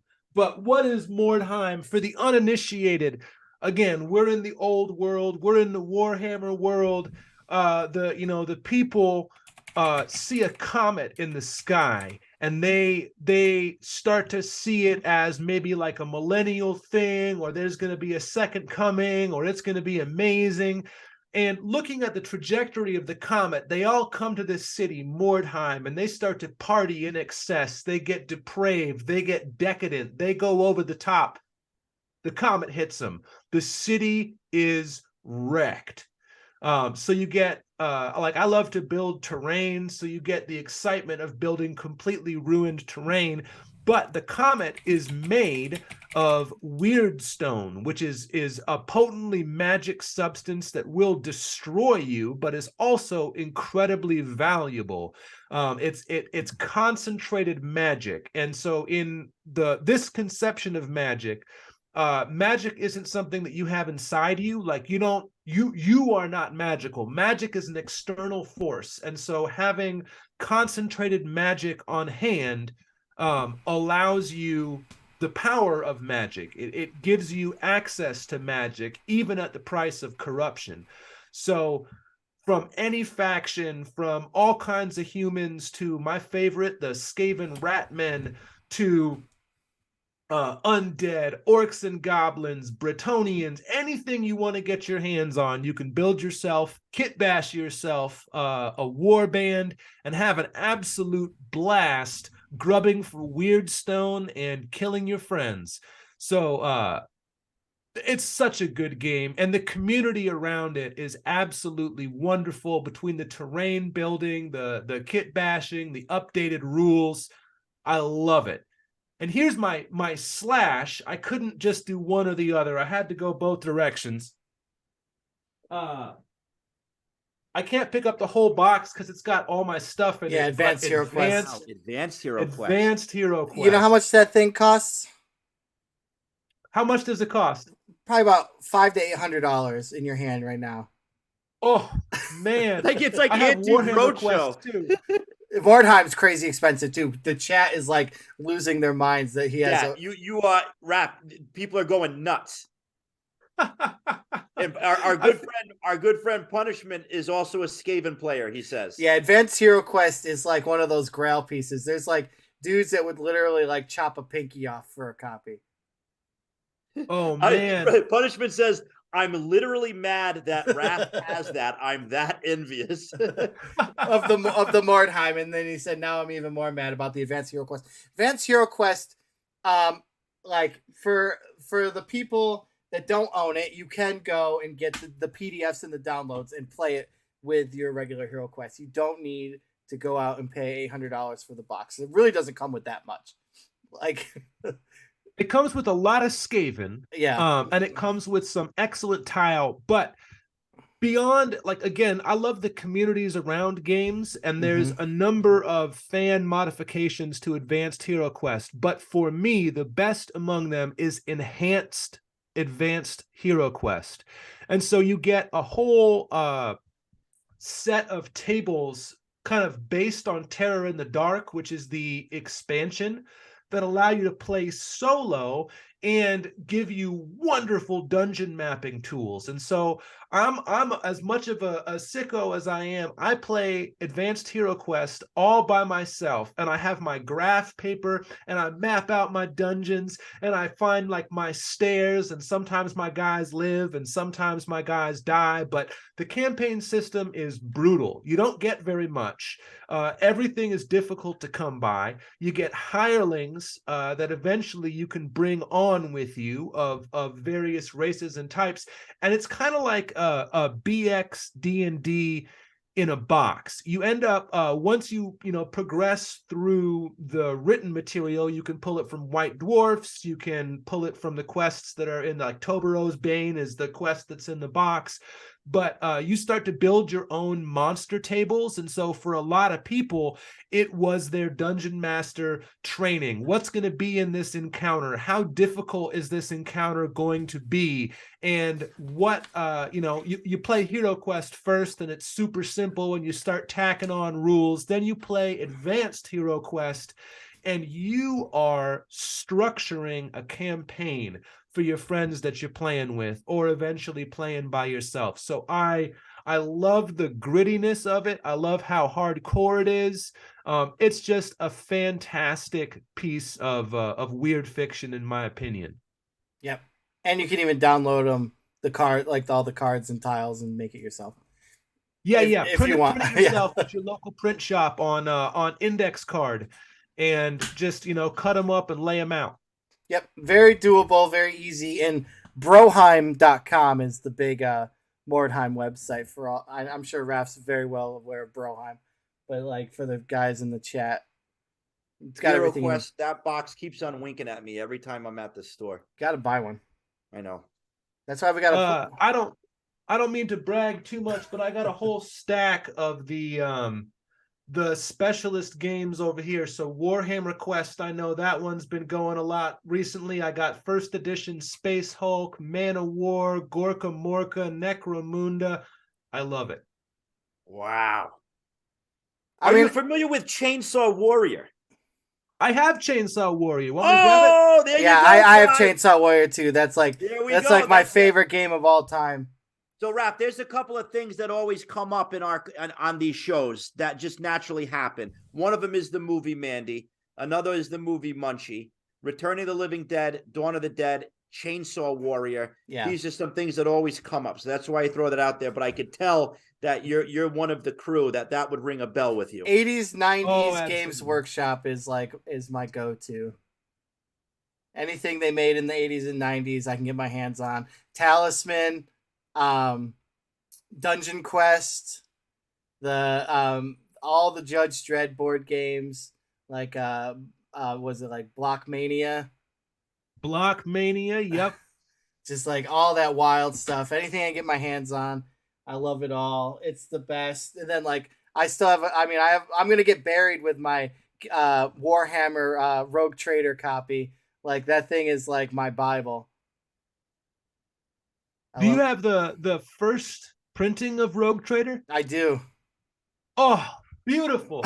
that's like my grail. Like I eat and sleep with that thing.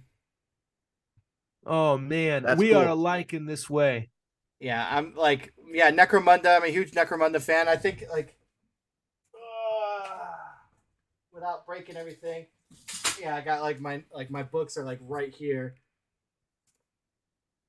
Like for the 90s. Nice. I have the hardbound one, but there's also a fan set of rules Yep, that came out. Yep, well aware of those. They're pretty cool. And then obviously we got like the new Necromunda came out. Nucramunda, you might call it. Yeah, one would say like Zone Mortalis, if you will. I never Punishment. understood the floor tiles. What are the floor tiles supposed to do? All the people have the floor tiles. I have 6mm foam that I cut out and paint. What are the floor tiles supposed to do? It's nothing. It's just something that Games Workshop put in a box and sold. It's just like bulkheads, doors. There's nothing crazy about it. But like the original, like was the multi-level Necromunda was that first 94. They did release rules for it. Punishment 90 wants to know if you have the Dark Future box. I do have the Dark Future box. So there you go. It is. I have it right here. Of course I have the Dark Future box. Boom, there it is. Wow. The library for sure. Oh yeah. But yeah, so eventually in the new Necromunda they did make the rules for like the set, like the vertical sectors and stuff.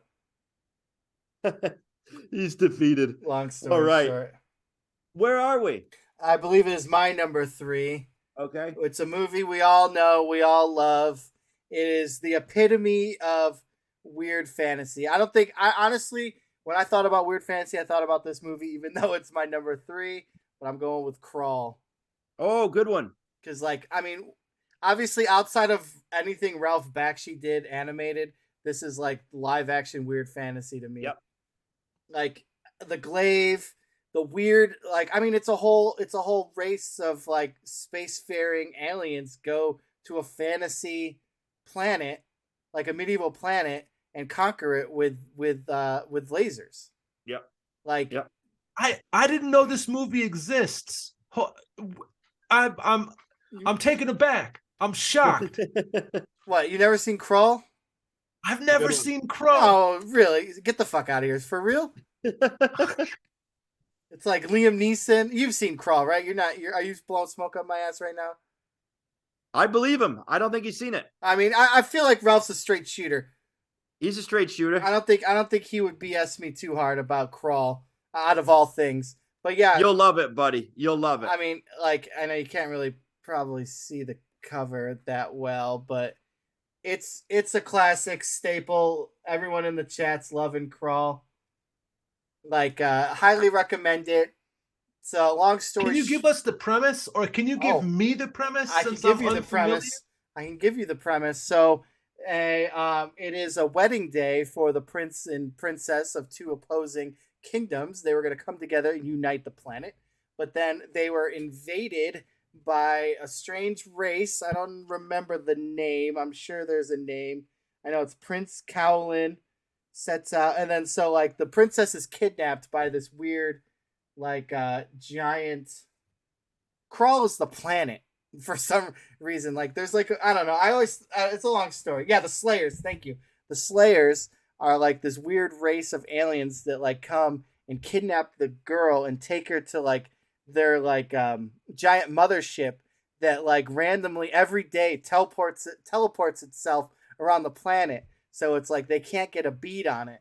So the prince embarks on this journey to get his bride back, and then he comes across, like, you know, it's the quintessential fantasy. He comes across like a band of adventurers to come help him, and like Liam Neeson is like in it in like an early stage. I'm sure you've seen it. There's like the Cyclops guy, like there's like a prosthetic Cyclops like giant. He's kind of got like a long Bobby-ish style hair. I'm sure you've seen pictures of it. This movie is like very famous. Like you'll love it. It's a really good one. And the Cyclops is one of my favorite characters. Oh, he's like one of the best characters in any movie. Like, because I don't want to spoil too much, but like, I mean, there's great sets. There's like awesome battle scenes. The swamp scene. Like like, so the Cyclops kind of for a little bit is very mysterious, like character where like you don't know where his allegiance lies. Yeah. Like he's kind of like lurking in the shadows, and then like all of a sudden there's like a huge fight breaks out, and he's his side is shown, and he definitely surprises you. It's awesome. Championed This by is the must weirdos watch. and Absolutely. underrated by normies. It's a great film. Yeah. Yeah, I guess it is underrated by normies, even though like what's the year on Crawl? I would say I'd say 84. 84. You are dead on the money, brother. 84. That perfect time of Conan and Star Wars Yep. gets us weird fantasies like Crawl. That's why we're here. So Yeah. my number 2, excuse me, my yawning. I'm at the end of a long day. My number 2 would be Never-Ending Story. Oh, Turn hell. around. Fly with me. It's just, And once look at again, what you it's see. the smorgasbord of weirdness. We're not talking sword and sorcery here. We're talking Rockmen. We're talking Atreyu. We're talking Swamps of Sadness. We're talking the Princess with No Name. Fantasia. I love that so much. The Princess with No Name, Artex. And how many Artax. people have cried over Artex, the giant turtle that sneezes. Bastion in that's the thing, the mundane. The Bastion in the dusty attic on a stormy day in his school. Yeah, like just, and then like the taxidermy wolf when the lightning hits, and then the wolf head comes down, scares the crap foreshadowing. out of him. Foreshadowing. You can't stop the nothing. Yeah, and the nothing villains of all time. Well, I mean the whole nothing is like the scariest villain of all time. Absolutely. It's kids growing up and not believing in fantasy anymore, is ceasing the world to exist. The end of life as we know it. Yeah. So like, yeah, it's the end of creative thought. Yep. Personified. They're not horses, Dad. They're unicorns. But I'll have you know, I went to the German film studio where they filmed Neverending Story, and I didn't ride Falcor. My wife did, but too manly to sit on a Falcor, okay? But I saw it. And they have a green screen, and then they will videotape you flying through the sky on the Falcor. And you opted no. Yeah. You said, no, I'm not doing that. Do you kick yourself, or you're proud of this decision that you've made? I saw it. And they had like the oracles. They had the miniatures for the oracles. They had a. You got the tattoo. I do. I have the oracle tattoo. They have the matte paintings and stuff there. Like that's what I cared about. I cared about that stuff more than a Falcor. I will be there for the whole thing. 20,000 That sounds amazing. Under the sea. Yeah. Amazing. Yeah. I mean, I'm a huge Neverending Story freak. I love that movie. It's dark, it's scary. It has an ominous undertone of the end of innocence, essentially, because he's growing up and not believing in the fantasy anymore. You know what? I never looked at it that way. Isn't that not what it is? On it. Yeah, completely changed my view on it. I never saw it as a coming of age story. Yeah, the willingness of media at that time, of children's media at that time, to put that dark undertone in. I miss it. I look at, I think many of us work with kids or whatever. I work with kids, and in children's media, I feel like that dark undertone is very much missing right now. And the Neverending Story is a perfect example of how to incorporate that and still have it connect to kids, still have kids love it. They're going to cry in the swamps of darkness, right? When the unfortunate event with the horse occurs, right? Like that breaks every kid's heart, but that's okay. You can have some heartbreak and you can get through to the other side as a part of the full emotional resonance of a story. Great choice. Movies like that allowed kids to experience things that they were uncomfortable to talk about with other adults. These movies never talked down to kids, and these movies were never mean to kids. It was your own kind of personal journal that you could experience that you could then, go to your room and cry about it, but get back and watch it, and you dealt with it yourself. And it wasn't, like I said, it wasn't mean, and but they also weren't coddling kids or shielding them from the horrors of real life. Yeah. And I think that's why we look so fondly back on these movies. Not only were they well written and great stories, but they also were speaking to us in a respectful tone that they were trying to tell us very important life lessons. Mm-hmm. Yeah. Couldn't agree more. Well said. Through the Number lens 2, of the Raphael. never-ending story. Number 2, another movie. So it's a movie and a manga. I have to grab one thing from the shelf here behind me. A movie and a manga, weird fantasy, Berserk. Nausicaa. I have no idea. I'm not familiar with this. Nausicaa. So this is the first manga and Studio Ghibli film. Oh, okay. Okay. I've seen the cover before. Yeah. It's the far future, and we have messed up incredibly badly during the 7 days of fire. These giants constructed by humanity warred with one another and ruined the world. And in the aftermath of this, a toxic jungle filled with giant insects has overtaken most of the world. And there's a tiny place called the Valley of the Wind, where a princess lives, and it's between a number of other much more mighty kingdoms that are at war with another. And this princess believes that there may be another side to these insects and toxic elements of the jungle. So she has been experimenting with like if you give pure water, non-toxic water to the plants and the spores that come from that jungle, you can actually be around them and not be terrified by them. But there is a plane crash of these. It's an airship, and these toxic bugs are all over the airship, and it crashes in her kingdom. And pretty soon her kingdom is kind of like thrust into the middle of a geopolitical conflict that will kind of absorb the world and reveal what the secret of this giant toxic jungle is. And if you guys haven't seen it, so I don't want to say more than that, but the animation is beautiful, the story is heart-wrenching.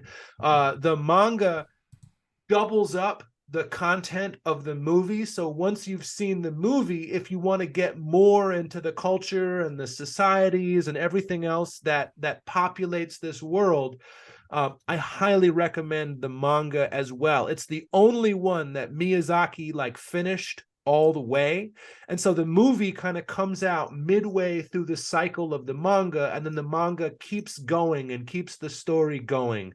But it is absolute S tier, incredibly good, incredibly compelling.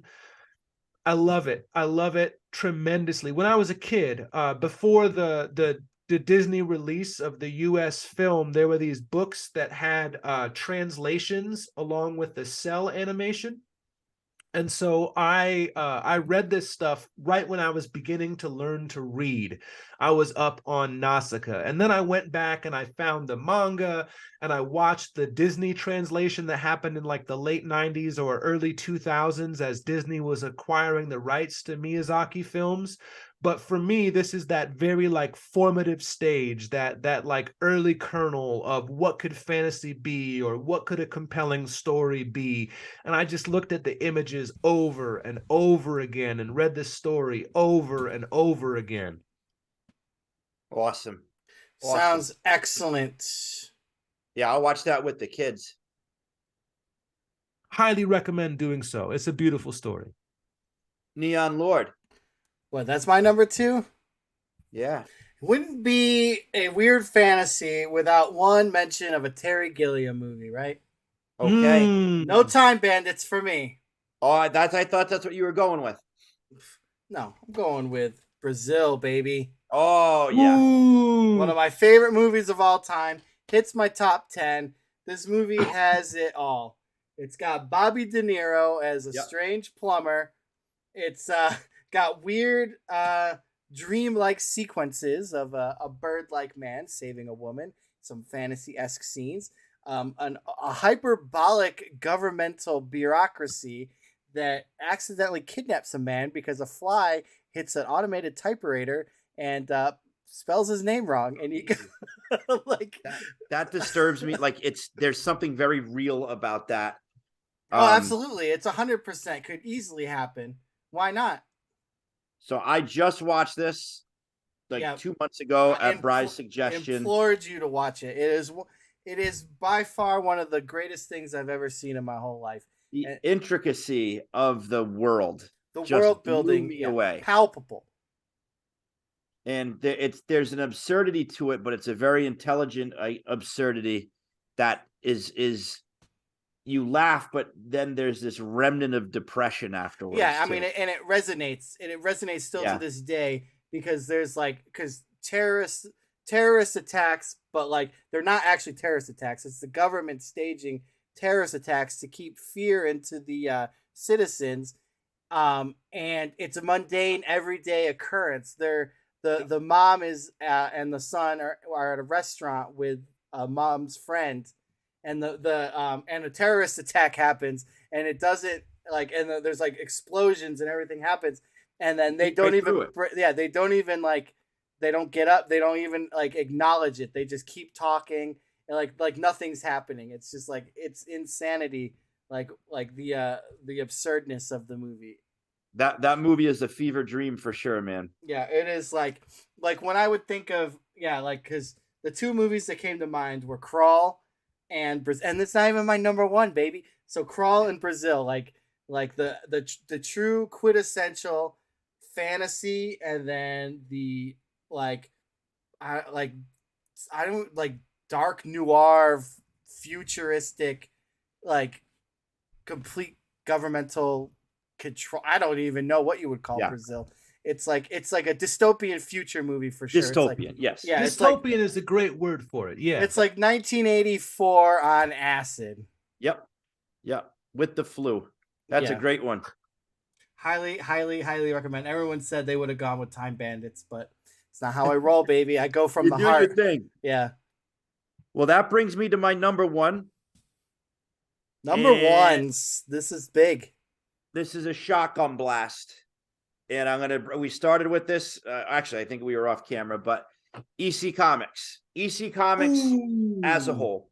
EC Comics introduced me to a world that I always wanted to be a part of.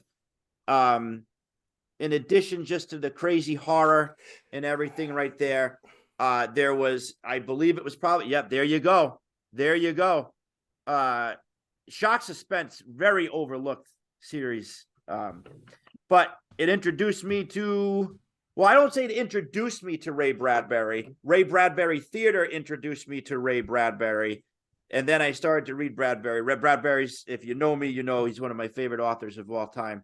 But just always having a Ray Bradbury in there. I guess it rotates. I got to get back into my long box soon and open them back up and share them with my kids. But the one that always sticks out for me that I think is truly weird horror is the comic Strictly for Hunger. And it's about a guy who has like a tumor, and he goes to see a witch. The tumor takes over, and it just grows and grows and grows, and all the villagers have to fight it in a cave. I don't know. There's so many great stories. There's at least 100 issues, but from weird fantasy to weird science, from all the horror titles and shock and crime, to me, that's the juice that keeps me going. I love the classics. There you go. I love the classics. I love Derleth and Lovecraft and Howard and all that. But my bubblegum oh man, you got them all. Holy cow. My bubblegum that I chew on that never loses flavor. would be EC Comics in its entirety. Love it, love it, love it. That's where we're at, huh? The bubble gum that never loses flavor is definitely my number one too, by far. Oh yeah, yeah. I've talked about it. I mean, it's not my turn, but go I ahead. love that you love EC Comics. I mean, the storytelling, it's the pinnacle of the craft. It's the best artists and the best writers coming together. So if we think about like the history of comics, by the time EC Comics is really cooking, we've had 15 years to develop the art form. These guys, Harvey Kurtzman, Wally Wood, Johnny Craig. they're absolute masters of visual storytelling, combined with some of the best writers of all time, hitting a creative high point that like something that will blow comic readers' minds is everybody read comics during the Golden Age. Everybody read comics. There were more Golden Age comics published between 1937 and 1961 than cumulatively since in this country. Really?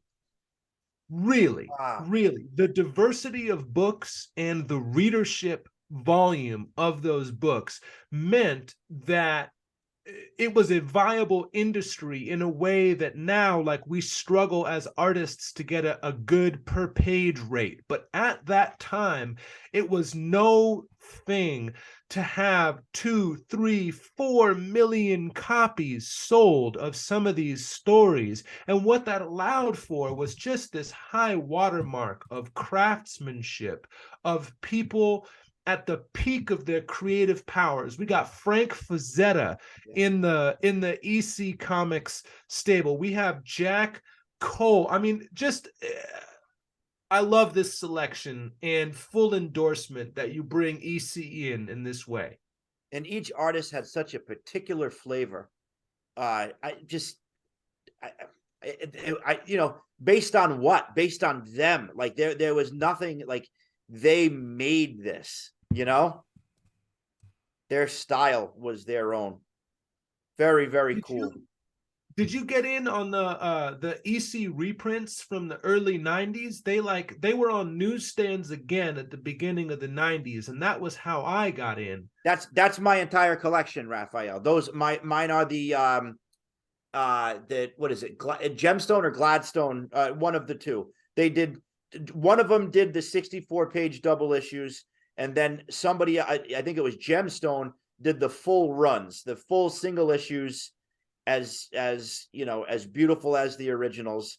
I do not have the bank account, nor do I have maybe for just to have in terms of museum quality an original, but the reprints, they did them beautifully. The color was excellent in them. It hit all the spots, and they went on for a while, right? So like I must have been probably in middle school when they came out, and I would go every month, but the only one I'm missing, of course, you can probably guess it, is Crime Suspense Stories number 22, which is the infamous axe with the decapitated head, because even the reprint is not even rare, goes for at least 100 to 150 for that issue, just because of its infamy. Infamy in the trial. Interesting. Yep. Decapitation and injury to the face or eye are some of the things that the Golden Age horror collectors really, really love to get their hands on. It's one of those sought after things. So yes, I understand absolutely. I think we have to ring the bell, Bri, for another ravioli ritual, as I'll call it, an eye injury. What eye injury am I referring to? Lucio Fulci's zombie splinter to the eye. That is correct.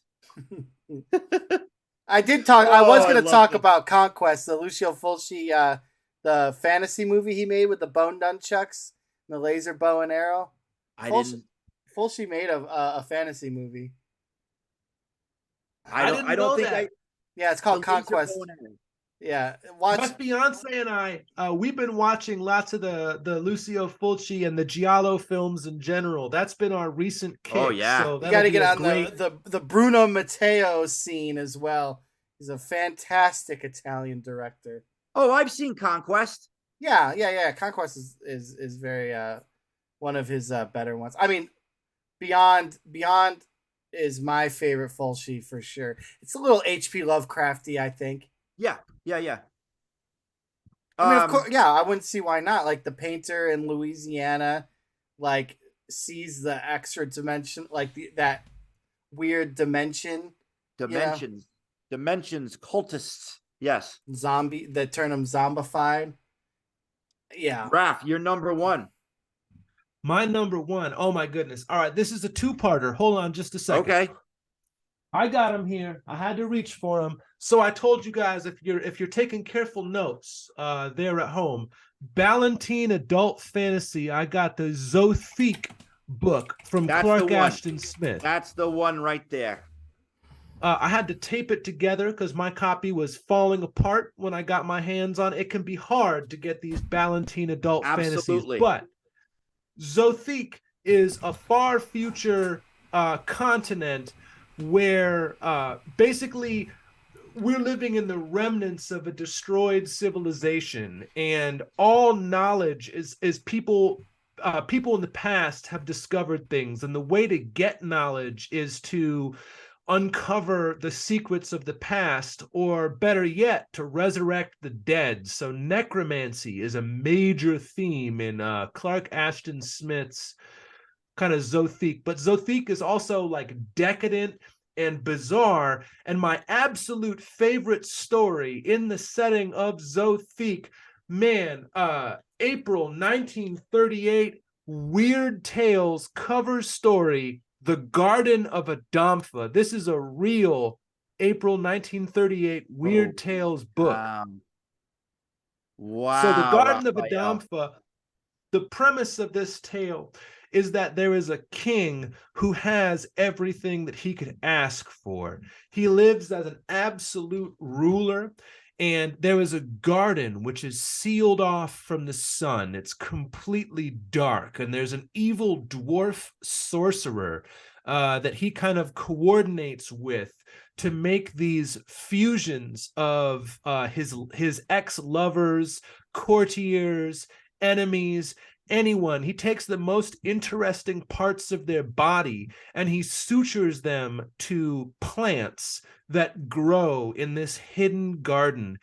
And it is just such a weird, grotesque, like poetic story. And Clark Ashton Smith, we got to remind ourselves, he's part of the triumvirate, right? Robert E. Howard, H.P. Lovecraft, and Clark Ashton Smith, the three pillars of Weird Tales. The Garden of Adamfa is peak Clark Ashton Smith at the height of his powers, just doing a magnificent job chilling your spine and giving you something more grotesque than you could ever think up on your own. There's I mean, just decadence, borderline necrophilia, bizarre living plants, dark sorcery. It's just creme de la creme. I think the only other story that gives it a run for its money is The Death of Maligrus by Clark Ashton Smith, which is I'll sidetrack later on that if we have time. But I love this story so much, and I'm so happy to have the original publication. Beautiful. The original 1938 publication of The Garden of Adamfa with a good girl Virgil Finlay cover on it. Wow. Very cool. Wow. Cool This stuff. guy. Absolutely. A new friend indeed, Raphael. We got to get him at the gaming table, I think. Yes, we do, Brian. Oh my goodness. I would love it. You are aware that we make role-playing games, right? Yes, I am. I'm unfortunately only recently aware. So my copy of Neon Lords has yet to arrive, but by God, I would love to play with you guys. You'll have a package in the mail this weekend, Raph, of my stuff. Okay. What did you pre-order the next edition? I think I pre-ordered the next edition. I saw that there was on Backer Kit. Yeah. I think we talked about it. Yeah, in the fever dream of a chat that we're in together. Yeah. Brian, what's your number one? Well, my number one is a piece of gum that never goes stale for me. It's one of my favorite directors of all time. The man is an inspiration to my life. I love everything he's ever done. He is a virtuoso. It goes without saying, it's Alejandro Jodorowsky's The Holy Mountain. Well done. Oh, well done, Brian. This is my favorite movie of all time, with the exception my wife as well. of Dawn of the Dead, of course. But what's there to say that I haven't said on many hours of talking about Jodorowsky that I could say now? It is the epitome of weird fantasy in a religious-esque, not really religious, more spiritual setting, I would say. Mm-hmm. It's a alchemist leading a Christ-like figure, right, and 7 figureheads of industry on a holy quest to the Holy Mountain to find enlightenment. Do they find enlightenment on the way? Who's to say? But visually, every shot in that movie is so well composed. It is a stunning visual treat. Well, I mean, mise-en-scène, everything is intentional in that. The mise-en-scène. Yeah, that's why how it starts. The beginning is the most fever dream absurdness all the way to the end, which is the polar opposite, on purpose, it goes from the not reality to reality. As Jared says, Jared put it very well in the chat. It's meta weird fantasy. I mean, what else is there to say? It's one of the greatest movies of all time. I would agree. Above and beyond anything else. It could be number one on any list I ever make. I hate always bringing it up, but it's that's why it deserves that attention. Yeah, it's such a part of my life. Jodorowsky himself, the man is a guru, Yep, unbelievable. El Topo. Talk about comic book work. There you go. Jean Girard with Mobius to make incredible stuff happen. He is a genius across medium. Yeah, absolutely. And then Jodorowsky's Dune, rest in peace. I wish that thing was made. But yeah, Mobius worked on that with him.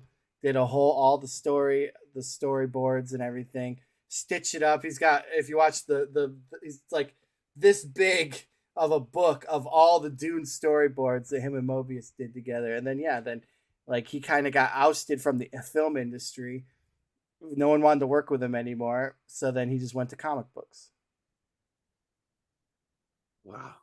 This has been a very enjoyable discussion. Raphael, you are a firm friend already, man. We have so much more to talk about, and we got to get you around the table and roll some dice. Yep.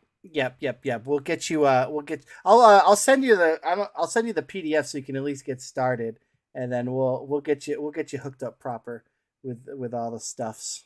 Very good. I would love it. I'm so down. Wait, Joey, did we hear your number one and my brain just blanked it out, or are we about EC Raphael? EC. Okay, fair enough. Yeah, EC number EC one. umbrella. Of course, that's number one.